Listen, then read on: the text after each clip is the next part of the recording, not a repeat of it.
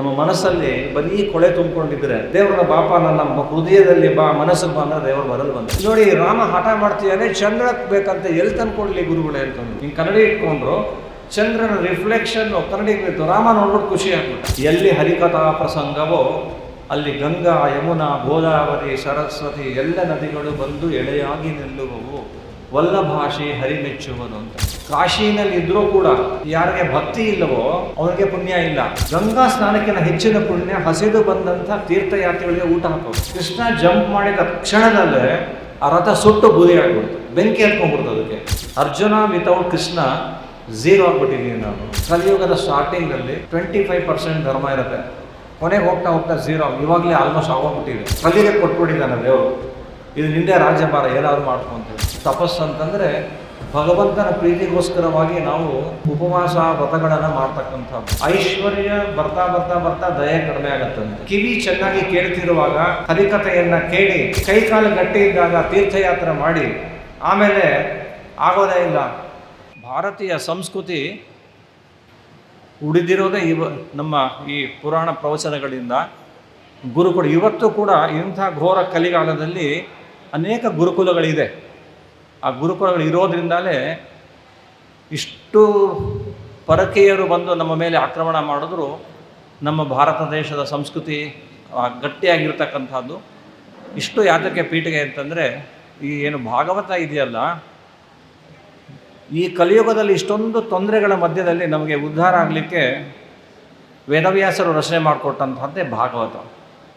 ನಾವು ಯಾರೂ ಕೂಡ ಇವತ್ತು ನಮ್ಮ ಹಿಂದಿನ ತಲೆಮಾರು ಓದಂತೆ ಕೂತ್ಕೊಂಡು ಗ್ರಂಥಗಳನ್ನು ಓದ್ತಾ ಇಲ್ಲ.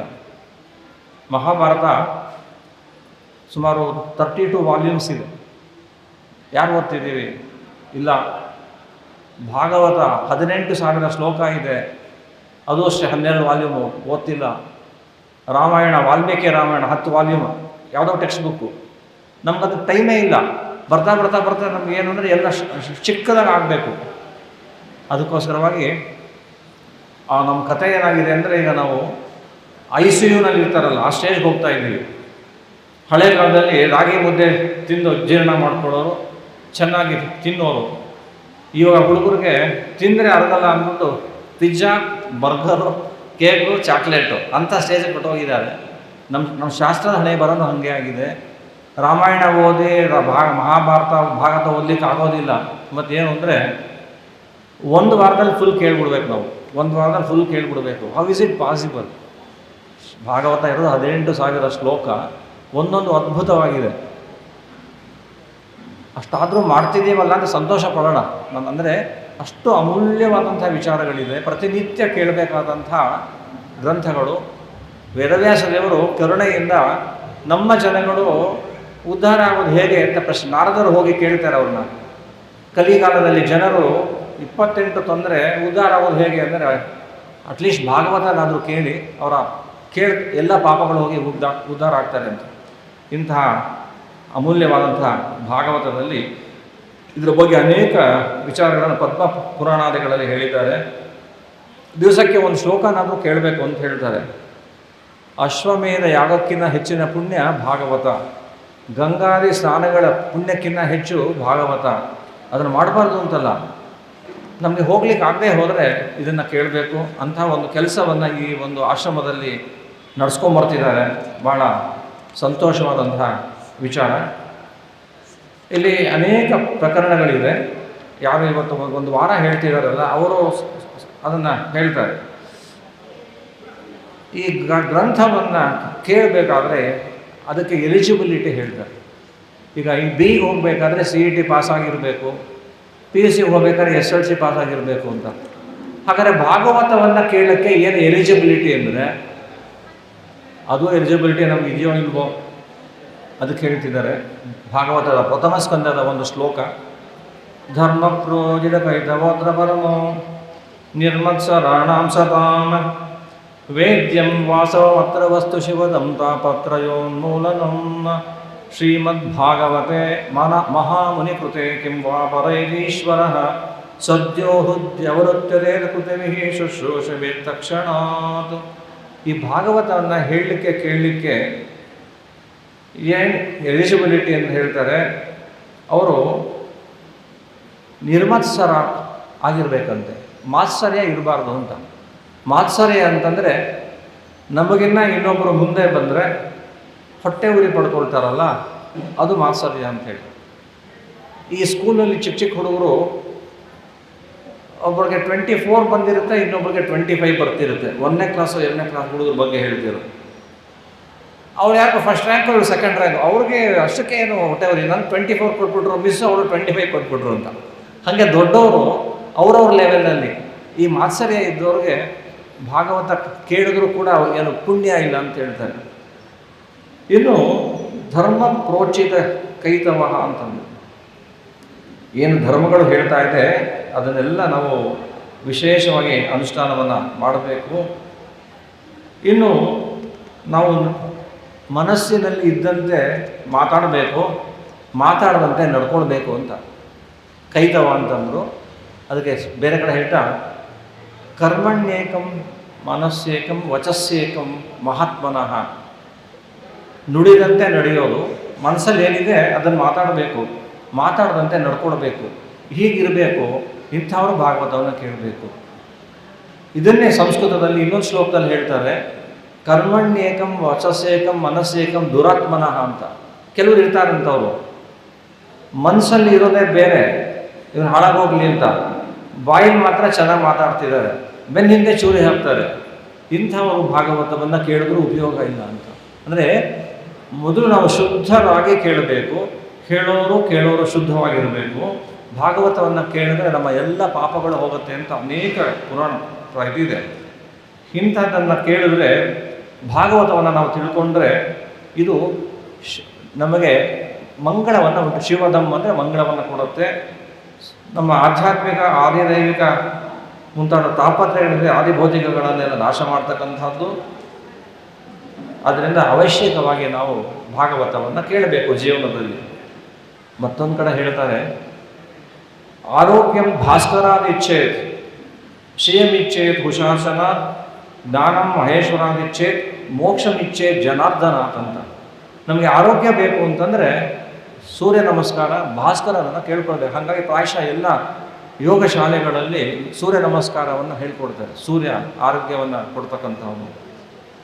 ಅಗ್ನಿದೇವರಿಂದ ವಿಶೇಷವಾಗಿ ನಮಗೆ ಐಶ್ವರ್ಯಗಳು, ಜ್ಞಾನ ಬರಬೇಕಾದ್ರೆ ರುದ್ರದೇವರು ಈಶ್ವರನ ಸೇವೆ ಮಾಡಬೇಕು. ಆದರೆ ಮೋಕ್ಷ ಬೇಕಾದರೆ ಜನಾರ್ದನ ವಿಷ್ಣುವನ್ನು ಕೇಳಬೇಕು ಅಂತಿದೆ. ಹಾಗಾದರೆ ಏನು ಮಾಡಬೇಕು ಅಂದಾಗ ನಾರದರು ಕೇಳಿಕೊಂಡಾಗ ವೇದವ್ಯಾಸರು ರಚನೆ ಮಾಡಿಕೊಟ್ಟಂಥ ಪರಮ ಪವಿತ್ರವಾದ ಗ್ರಂಥವೇ ಈ ಶ್ರೀಮದ್ ಭಾಗವತ. ವೇದವ್ಯಾಸದೇವರು 18 ಪುರಾಣಗಳನ್ನು ಮಾಡಿದ್ದಾರೆ. ಹಾಗೆ ಅಷ್ಟೇ ಉಪಪುರಾಣಗಳು ಅಂತಿದೆ. ಪ್ರಾಯಶಃ ಎಲ್ಲ ಗ್ರಂಥಗಳು ಪಂಡಿತ ಪಂಡರೀನಾಥಾಚಾರ ಗಲಗಲಿ ಅಂತ ಹೇಳಿ ಪ್ರಿಂಟ್ ಮಾಡಿದ್ದಾರೆ, ಕನ್ನಡದಲ್ಲಿ ಸಿಗತ್ತೆ ಅದು. ಆ ಖೋಡೆ ಅವರು ಮಾಡಿದ್ದಾರೆ. ಜೀವನದಲ್ಲಿ ಅವಶ್ಯಕವಾಗಿ ಒಂದು ಸಾತಿ ನಾವು ನೋಡಬೇಕು. ಮತ್ತು ನಮಗೆ ಭಗವಂತ ಸಿಗಬೇಕು ಅಂತಲೇ ಎಲ್ಲರ ಅಪೇಕ್ಷೆ ಏನು ಅಂತಂದರೆ, ನನಗೆ ಸುಖ ಬೇಕು, ದುಃಖ ಬಾರಬಾರದು. ಯಾರನ್ನೇ ಕೇಳಿ, ಅವ್ರು ಯಾರೇ ಆಗಿರಲಿ, ಯಾವುದೇ ಭಾಷೆ, ಯಾವುದೇ ದೇಶ, ಯಾವುದೇ ಜಾತಿಯಾಗಿರಲಿ, ನನಗೆ ಸುಖ ಬೇಕು, ದುಃಖ ಬರಬಾರ್ದು ಅಂತ. ಬಟ್ ಆಗೋದು ಉಲ್ಟಾನೇ, ದುಃಖ ಬರುತ್ತೆ, ಸುಖ ಬರೋಲ್ಲ. ಏನು ಹಾಗಾದರೆ ಇದಕ್ಕೆ ಸೊಲ್ಯೂಷನ್ ಏನು ಅಂದರೆ, ಹುಟ್ಟು ಸಾವನ್ನು ತಪ್ಪಿಸ್ಕೊಳ್ಳೋದು. ಆವಾಗ ಆ ಸುಖಗಳು, ದುಃಖಗಳು ಇವೆಲ್ಲ ತಾತ್ಕಾಲಿಕವಾದಂಥ ಸುಖ, ಈ ದುಃಖಗಳು ಯಾವುದೇ ಒಂದು ಹೋದ್ರೆ ಒಂದು ಏನೋ ಮೋಕ್ಷ ಮೋಕ್ಷ ಅಂದರೆ ಬ್ಲಿಸ್ ಅಂತ ಹೇಳ್ತಾರೆ. ಹುಟ್ಟು ಸಾವಿನ ತಪ್ಪಿಸ್ಕೊಳ್ತಕ್ಕಂಥದ್ದು ಮೋಕ್ಷ ಅಂಥೇಳಿ. ಅದನ್ನು ಕೊಡೋರು ಯಾರು ಅಂದರೆ ದೇವರು ಮೋಕ್ಷ ಕೊಡಬೇಕಾದ್ರೆ ನಾವು ದೇವರ ಅನುಗ್ರಹವನ್ನು ಪಡೀಬೇಕು. ಯಾವುದೋ ಒಂದು ಆಫೀಸಲ್ಲಿ ಸಂಬಳ ಕೊಡ್ತಾನಲ್ಲ ಬಾಸು, ಅವನಿಗೆ ನಾವು ಫೇವರಬಲ್ ಆಗಿ ಅವನ ವಿಶೇಷ ಪ್ರೀತಿ ಸಂಪಾದನೆ ಮಾಡಿದ್ರೆ ಅವನಿಗೆ ಸಂಬಳ ಕೊಡೋದು ಬಾಸು. ಹಾಗೆ ಯಾವುದೋ ಒಂದು ಚೀಫ್ ಮಿನಿಸ್ಟರೋ ಪ್ರೈಮ್ ಮಿನಿಸ್ಟರೋ ಅವ್ರಿಗೆ ಸ್ವಲ್ಪ ಚಮಚಾಗಿರಿ ಮಾಡಿ ಅವ್ರಿಗೆ ಚೆನ್ನಾಗಿ ಸೇವೆ ಮಾಡಿದ್ರೆ ನಮಗೇನೋ ಫೇವರ್ ಮಾಡ್ತಾರೆ. ಇದು 14 ಲೋಕದ ಒಡೆಯ ಭಗವಂತ, ನಾವು ಅವನ ಕಡೆನೇ ತಿರುಗೇ ನೋಡಿದೆ ನಮ್ಗೇನು ಮಾಡು ಅಂದರೆ ಫೇವರ್ ಯಾಕೆ ಮಾಡ್ತಾನೆ ಅವ್ನು ಹೇಳಿದಂಗೆಲ್ಲ ನಾವು ಕೇಳಬೇಕು. ಅಪ್ಪ ಅಮ್ಮ ಹೇಳಿದ್ದನ್ನು ಮಕ್ಕಳು ಕೇಳಿದ್ರೆ ಆಗ ಮಕ್ಕಳಿಗೆ ಅಪ್ಪ ಅಮ್ಮ ಹೆಚ್ಚಿಗೆ ಏನಾದರೂ ಸಂತೋಷವಾಗಿ ಮಾಡ್ತಾರೆ. ನಮ್ಮ ಅಪ್ಪ ಅಮ್ಮ ಅಂದರೆ ನನಗೆ ತುಂಬ ಇಷ್ಟ, ಆದರೆ ಅವ್ರು ಹೇಳಿದ್ದು ನಾನು ಏನೂ ಮಾಡೋದಿಲ್ಲ. ಸುಮ್ಮನೆ ಇಂಗ್ಲೀಷಲ್ಲಿ ಐ ಲವ್ ಮೈ ಡ್ಯಾಡ್ ಅಂತ, ಅಂಗಡಿಗೆ ಹೋಗ್ಬಿಟ್ಟು ಸ್ವಲ್ಪ ತರಕಾರಿ ತೊಗೊಂಬಂದ್ರೆ ಆಗಲ್ಲ ಅಂತಂದ್ರೆ ಎಂಥ ಮಕ್ಕಳು ಅವರು. ಹಾಗೆ ಭಗವಂತ ಭಗವದ್ಗೀತೆಯಲ್ಲಿ ಭಾಗವತ ಗ್ರಂಥಗಳಲ್ಲಿ ಇಂತಿಂಥದ್ದು ಮಾಡಿ ಅಂತ ಹೇಳ್ತಾನೆ. ಅದನ್ನು ಮಾಡದೆ ನಾವು ಅವ್ರ ಮಕ್ಕಳು, ಅವ್ನು ಹೇಳಿದ್ರೆ ನಾವು ಮಾಡದೇ ಹೋದರೆ ಅವನು ಯಾಕೆ ನಮಗೆ ಸಹಾಯ ಮಾಡಬೇಕು? ಹಾಗಾದರೆ ನಮಗೆ ಭಗವಂತನ ನಾವು ಸಂಪಾದನೆ ಮಾಡ್ಕೊಳ್ಬೇಕಾದ್ರೆ ಭಾಗವತ ಧರ್ಮಗಳನ್ನು ನಾವು ಜೀವನದಲ್ಲಿ ಅಳವಡಿಸ್ಕೋಬೇಕು, ಅನುಷ್ಠಾನ ಮಾಡಬೇಕು. ಭಗವಂತ ಸಿಗಬೇಕಾದ್ರೆ ಮೊದಲು ನಮ್ಮ ಮನಸ್ಸು ಶುದ್ಧವಾಗಬೇಕಂತೆ. ಇನ್ನೊಂದು ದೃಷ್ಟಾಂತ ಹೇಳೋದಾದರೆ, ನಮ್ಮ ಮನೆಗೆ ಯಾರೋ VIP ಬರ್ತಾರೆ, ನಮ್ಮ ಮನೆಗೆ ಬರ್ತಾರೆ. ನಮ್ಮ ಮನೆಯನ್ನು ನಾವು ಗುಡಿಸಿ ಎಷ್ಟೋ ದಿವಸ ಆಗ್ಬಿಟ್ಟಿದೆ, ಕಸ ಗುಡಿಸಿ ಸೋಫಾ ಮೇಲೆ ಹಿಂಗೆ ಮುಟ್ಟಿದ್ರೆ ಬರೀ ಕೊಳೆ ಇದೆ. ಅವರು ಪಾಪ ಯಾರೋ ಮಿನಿಸ್ಟರು ಬಿಡಿ ಬಟ್ಟೆ ಹಾಕ್ಕೊಂಡು ವೈಟ್ ಜುಬ್ಬ ವೈಟ್ ಪಂಚೆ ಹಾಕ್ಕೊಂಡಿದ್ದಾರೆ, ಅವ್ರ ಹೆಂಡತಿ ಒಳ್ಳೆ ರೇಷ್ಮೆ ಸೀರೆ ಉಟ್ಕೊಂಡು ಬಂದಿದ್ದಾರೆ. ನಮ್ಮನೆ ಬರೀ ಕೊಳೆ. ಇನ್ನು ಮಡಿವಂತರ ಮನೆ ಅಂತ ಅಂದು ಬರೀ ಅಲ್ಲಲ್ಲೇ ಪಂಚೆ ಸೀರೆ ಬಿದ್ದಿರುತ್ತೆ. ಅವ್ರು ಬಂದರು, ಬನ್ನಿ ಕೂತ್ಕೊಳ್ಳಿ, ನೋಡ್ತಾರೆ ಬರೀ ಕೊಳೆ ಮನೆಯಲ್ಲಿ. ಸೊ ಅವ್ರು ಅನ್ಕೋತಾರೆ, ಇಲ್ಲ ನಮ್ಮ ಬೇರೆ ಕೆಲಸ ಇನ್ನೊಂದು ದಿವಸ ಬರ್ತೀವಿ ಅಂತ ಹೋಗ್ಬಿಡ್ತಾರೆ. ನಮ್ಮ ಮನೆ ಕೊಳೆ ಇದ್ದರೆ ಅವ್ರು ಬರಲ್ಲ, ಇನ್ನು ನಮ್ಮ ಮನಸ್ಸು ಕೊಳೆ ಇದ್ದರೆ ದೇವ್ರು ಯಾಕೆ ಬರ್ತಾನೆ? ನಮ್ಮ ಮನಸ್ಸಲ್ಲಿ ಬರೀ ಕೊಳೆ ತುಂಬಿಕೊಂಡಿದ್ರೆ ದೇವ್ರನ್ನ ಬಾಪ ನಮ್ಮ ಹೃದಯದಲ್ಲಿ ಬಾ, ಮನಸ್ಸಿಗೆ ಬಂದರೆ ದೇವರು ಬರಲ್ವಂತೆ. ಸೊ ಹಾಗೆ ನಮ್ಮ ಮನೆಗೆ ಯಾರಾದರೂ ಗುರುಗಳು, ಸ್ವಾಮಿಗಳು, ಈ ಹೆಣ್ಣು ಕೊಡೋ ಬೀಗರು ಬರ್ತಾರೆ ಅಂತಂದರೆ ನಾವು ಮನೆಯೆಲ್ಲ ಕ್ಲೀನ್ ಮಾಡ್ತೀವಿ.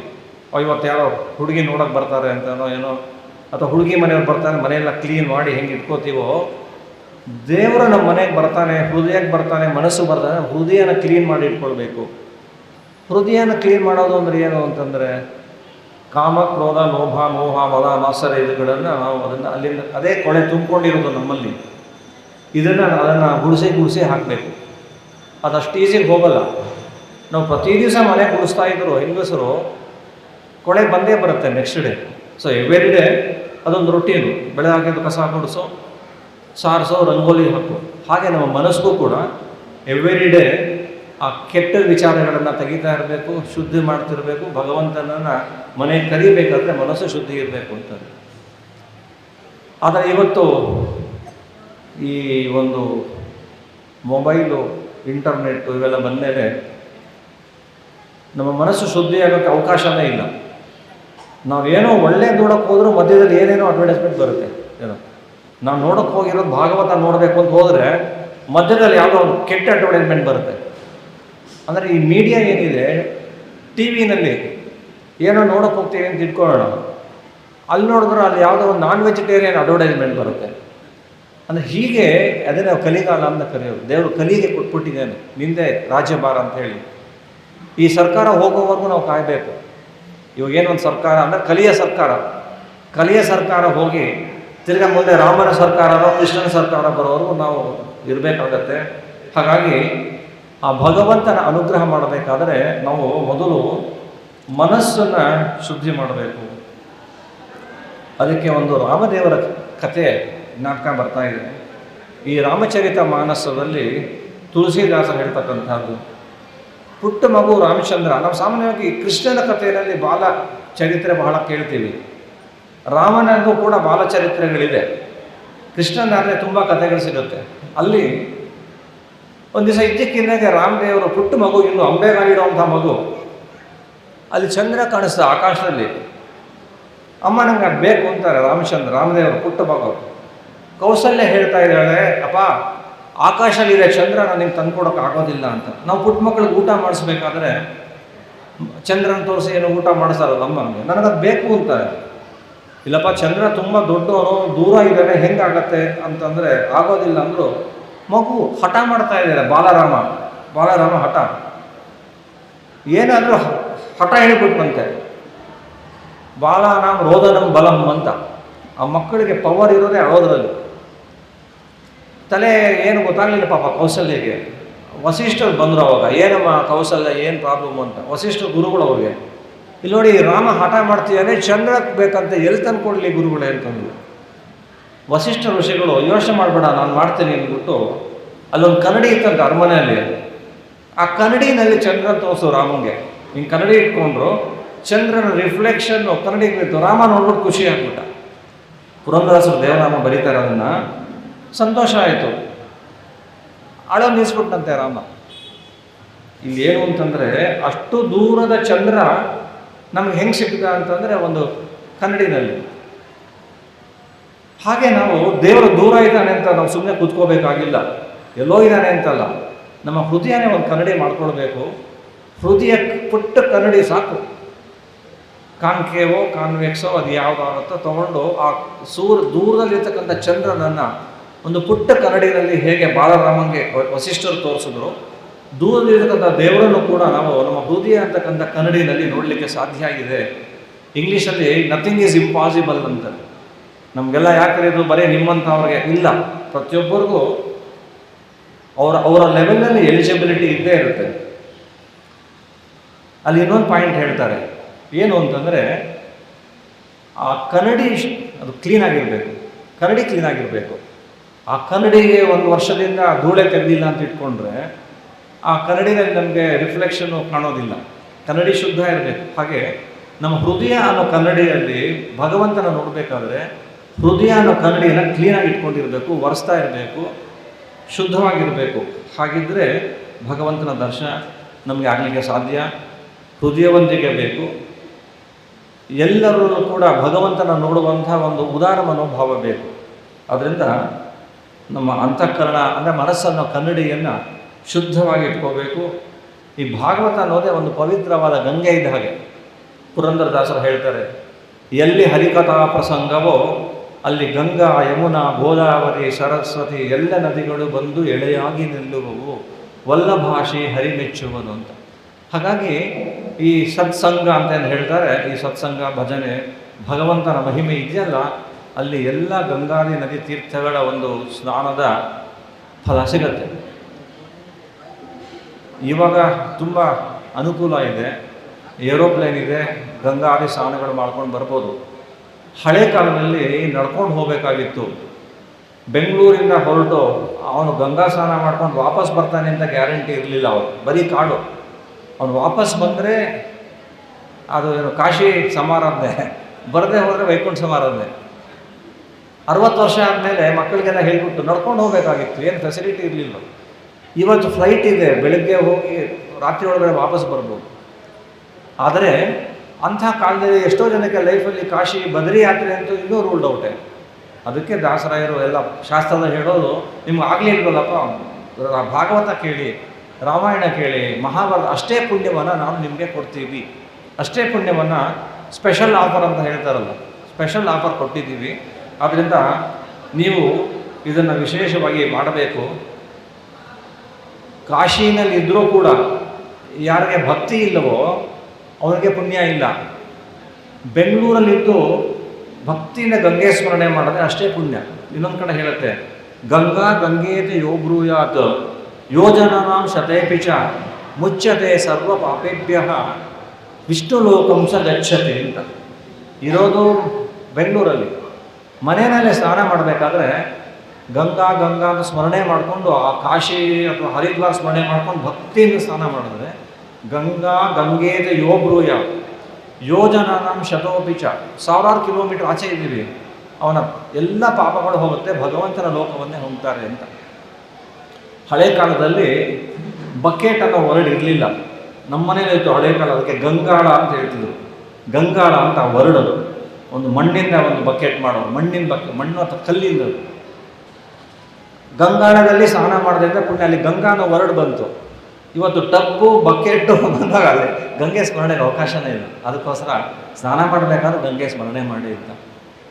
ಅಂದರೆ ಇಲ್ಲಿ ಏನಾಗಿದೆ ಅಂದರೆ ನಮ್ಮ ಸ್ಮರಣೆ ಬಹಳ ಮುಖ್ಯವನ್ನು ಹೇಳ್ತಾರೆ. ಉದಾಹರಣೆಗೆ ಒಂದು ವೈಶಾಖ ಮಾಸದ ಪುರಾಣದಲ್ಲಿ ಒಂದು ಕತೆ ಬರುತ್ತೆ. ಒಬ್ಬ ದಕ್ಷಿಣ ಭಾರತದಿಂದ ಅವನು ಕಾಶಿ ಯಾತ್ರೆಗೆ ಹೋಗಿದ್ದಾನೆ.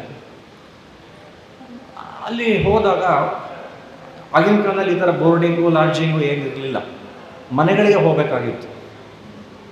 ಅಲ್ಲೆಲ್ಲ ಮನೆಗಳಲ್ಲಿರೋರು ಯಾರಾದರೂ ಬಂದರೆ ತೀರ್ಥ ಯಾತ್ರೆ ಮಾಡ್ಕೊಂಡು ಬಂದರೆ ಯಾತ್ರಾರ್ಥಿಗಳು ಬನ್ನಿ ನಮ್ಮ ಮನೆಗೆ ಬನ್ನಿ. ಅವ್ರ ಮನೆ ಕಟ್ಟಬೇಕಾದ್ರೆ ಹೊರಗಡೆ ಜಗಲಿ ಕಟ್ಟೋರು. ಸೊ ದಟ್ ಯಾರಾದರೂ ಬಂದರೆ ಜಗಲಿನಲ್ಲಿ ರಾತ್ರಿ ಮಲ್ಕೊಂಡಿರಲಿ, ಸುಸ್ತಾದರೆ ಮಧ್ಯಾಹ್ನ ಮಲ್ಕೊಳ್ಳಿ. ಇವತ್ತು ನಾವು ಕಾರ್ ಪಾರ್ಕಿಂಗ್ಗೆ ಔಟ್ಸೈಡ್ಗೆ ರೋಡ್, ಕಾರ್ ಪಾರ್ಕಿಂಗ್ ರೋಡ್ ಮಾಡಿಬಿಟ್ಟು ಅಲ್ಲೇ ಇನ್ನೊಂದು 2 ಫೀಟ್ ಚಿಕ್ಕತ್ತೆ ಅಂತ ನೋಡ್ತೀವಿ. ಅಲ್ಲಿ ಜಗಲಿನ ಮಲ್ಕೊಂಡು ಬೆಳಗಾಗೆದ್ದು ಯಾರೋ ನೀವು ಏನು ಅಂತ ಕೇಳೋರು, ಹಿಂಗೆ ಬಂದಿದ್ದೀವಿ ಅಂದ್ರೆ ಬನ್ನಿ ಊಟ ಮಾಡಿ ಸ್ನಾನ ಮಾಡಿ ಅಂತ ಹೇಳೋಂಥ ಕಾಲ. ಅಂಥ ಕಾಲದಲ್ಲಿ ಒಬ್ಬ ದಕ್ಷಿಣ ಭಾರತದವನು ಕಾಶಿಗೆ ಹೋಗ್ತಾನೆ. ಆ ಮನೆಯವನು ಹೇಳಿ ಇಲ್ಲಿ ನಮ್ಮನೇಲೆ ನೀವು ಊಟ ತಿಂಡಿ ಮಾಡ್ಬೋದು ಅಂತಂದ. ಸರಿ ಪಾಪ ಅವನು ಏನು ಗಂಟನ್ನೆಲ್ಲ ಇಟ್ಬಿಟ್ಟು ನಾನು ನದಿಗೆ ಹೋಗಿ ಸ್ನಾನ ಮಾಡ್ಕೊಂಬರ್ತೀನಿ, ಸಂತೋಷ ಆಯಿತು ಅಂತಂದರು. ಹೊರಡಕ್ಕೆ ಮುಂಚೆ ಈ ದಕ್ಷಿಣ ಭಾರತದವನು ಅವನು ಹೇಳ್ತಾನೆ ಕಾಶಿಲಿ ವಾಸ ಮಾಡೋನಿಗೆ, ಎಂಥ ಪುಣ್ಯವಂತರು ನೀವು, ನಮ್ಮ ಲೈಫಲ್ಲಿ ಒಂದು ದಿವಸ ಕಾಶಿಲಿ ಸ್ನಾನ ಮಾಡೋಕ್ಕೆ ಎಷ್ಟೋ ಮನಸ್ಸು ನಡ್ಕೊಂಬರ್ಬೇಕು. ಆವಾಗ ರೈಲಿಲ್ಲ, ನಾನು ಹೇಳ್ತಿರೋ ಥೌಸಂಡ್ಸ್ ಆಫ್ ಇಯರ್ಸ್ ಬ್ಯಾಕ್ ಪುರಾಣದ ಕತೆ. ನಡ್ಕೊಂಡು ಬರಬೇಕು, 6 months ಬೇಕು ಇಲ್ಲಿಂದ ನಡ್ಕೊಂಡು ಕಾಶಿಗೆ ಹೋಗೋಕ್ಕೆ ಅಂತ ಇಟ್ಕೊಂಡು. ಅಲ್ಲಿ 1 ವಾರ ಸ್ನಾನ ಮಾಡ್ತೀವೇನೋ, ತಿರ್ಗಾ 6 months ನಡ್ಕೊಂಬರ್ಬೇಕು. ನೀವು ಲೈಫ್ ಲಾಂಗ್ ಸ್ನಾನ ಮಾಡ್ತಿರಲ್ಲ ಕಾಶಿನಲ್ಲಿ, ಎಷ್ಟು ಪುಣ್ಯವಂತರು ಅಂತ ಇವನು ಹೇಳ್ದ, ಸೌತ್ ಇಂಡಿಯನು. ಅವನು ಹೇಳದಂತೆ, ಸಾರಿ ನಾನು ಇದುವರೆಗೂ ಗಂಗಾ ಸ್ನಾನ ಮಾಡಿಲ್ಲ ಅನ್ನೋದು ಪುರಾಣದ ಕತೆ, ನಾನು ಸ್ವಂತ ಹೇಳ್ತಿಲ್ಲ. ಅವನು ಗಂಗಾ ಸ್ನಾನ ಮಾಡಿಲ್ಲ ಅನ್ನೋದು. ಇವನಿಗೆ ಕೋಪ ಬಂದ್ಬಿಡ್ತು. ಕಾಶಿನಲ್ಲಿದ್ದಾನೆ, ಗಂಗಾ ಸ್ನಾನ ಮಾಡಿಲ್ಲ, ಇವ್ರ ಮನೇಲಿ ನಾನು ಊಟ ಮಾಡಲ್ಲ ಅಂದ್ಕೊಂಡು. ಇವನು ಪಾಪಿಷ್ಟ. ಇವನು ಕಾಶಿನೆಲ್ಲ ಇದು ಗಂಗಾ ಸ್ನಾನ ಮಾಡ್ತಿಲ್ಲ, ಇಂಥ ಪಾಪಿಗಳ ಮನೇಲಿ ನಾನು ಊಟ ಮಾಡಬಾರ್ದು ಅಂತ ಹೊಟ್ಟೋದ ಸ್ನಾನ ಮಾಡೋಕ್ಕೆ. ಹೋದರೆ ಗಂಗಾ ನದಿ ಅವನಿಗೆ ಕಾಣ್ತಾ ಇಲ್ಲ, ಗಂಗಾ ನದಿ ಕಾಣ್ತಿಲ್ಲ, ಟಚ್ ಮಾಡಿದ್ರೆ ನೀರು ಟಚ್ ಆಗ್ತಿಲ್ಲ. ಬೇರೆಯವರೆಲ್ಲ ಸ್ನಾನ ಮಾಡ್ತಾ ಇದ್ದಾರೆ, ಮೀನುಗಳು ಓಡಾಡ್ತಾ ಇದೆ, ಮುಳುಗಾಗ್ತಾ ಇದ್ದಾರೆ, ಅರ್ಘ್ಯ ಕೊಡ್ತಾ ಇದ್ದಾರೆ, ದೋಣಿಗಳು ಓಡಾಡ್ತಾ ಇದೆ. ಇವನು ಹೋದರೆ ಸೆನ್ಸ್ ನೀರಲ್ಲಿ ಟಚ್ ಆಗ್ತಾ ಇಲ್ಲ, ಗಂಗಾ ಕಾಣ್ತಾ ಇಲ್ಲ ನೀರು. ಏನು 1 hour ನೋಡ್ದ. ಬೇರೆಯವ್ರು ಕೇಳಿದ್ರೆ ನೋಡ್ರಿ ನೀರು ಎಷ್ಟು ಚೆನ್ನಾಗಿದೆ, ಎಲ್ಲರೂ ಬರ್ತಾ ಇದ್ದಾರೆ, ಸ್ನಾನ ಮಾಡ್ತಿದ್ದಾರೆ, ಮುಳುಗ್ತಿದ್ದಾರೆ, ಬಟ್ಟೆ ಹಿಂಡ್ಕೋತಿದ್ದಾರೆ. ತುಂಬ ಬೇಜಾರಾಯಿತು. ಕಷ್ಟಪಟ್ಟು 1 6 ತಿಂಗಳು ನಡ್ಕೊಂಡು ಹೋಗಿದ್ದೇನೆ ದಕ್ಷಿಣ ಭಾರತದಿಂದ. ಅಳು ಬಂದ್ಬಿಡ್ತಂತೆ. ಗಂಗಾ ಸ್ತೋತ್ರ ಮಾಡ್ತಾನು. ಪದ್ಮಪುರಾಣದಲ್ಲೆಲ್ಲ ಇದೆ, ಇದು ವೈಶಾಖ ಮಾಸದಲ್ಲೆಲ್ಲ ಬರುತ್ತೆ. ಗಂಗಾನ ಸ್ತೋತ್ರ ಮಾಡ್ದ. ಕೊನೆ ದುಃಖ ಆಯಿತು ಅವನಿಗೆ. ಅಲ್ಲ, ಅಷ್ಟು ಕಷ್ಟಪಟ್ಕೊಂಡು ನಾನು ಬಂದಿದ್ದೀನಿ, ಗಂಗಾ ಸ್ನಾನ ಮಾಡೋಕ್ಕಾಗ್ತಿಲ್ವ ಅಂತ. ಆಗ ಗಂಗಾ ಬಂದು ಪ್ರತ್ಯಕ್ಷವಾಗಿ ಹೇಳ್ತಾಳೆ, ನೋಡು ಅಲ್ಲೊಬ್ಬ ಬ್ರಾಹ್ಮಣ ನಿನಗೆ ಯಾರ ಮನೇಲಿ ಪಾತ್ರೆ ಬಟ್ಟೆ ಇಟ್ಬಿಟ್ಟು ಬಂದಿದ್ದೆಲ್ಲ,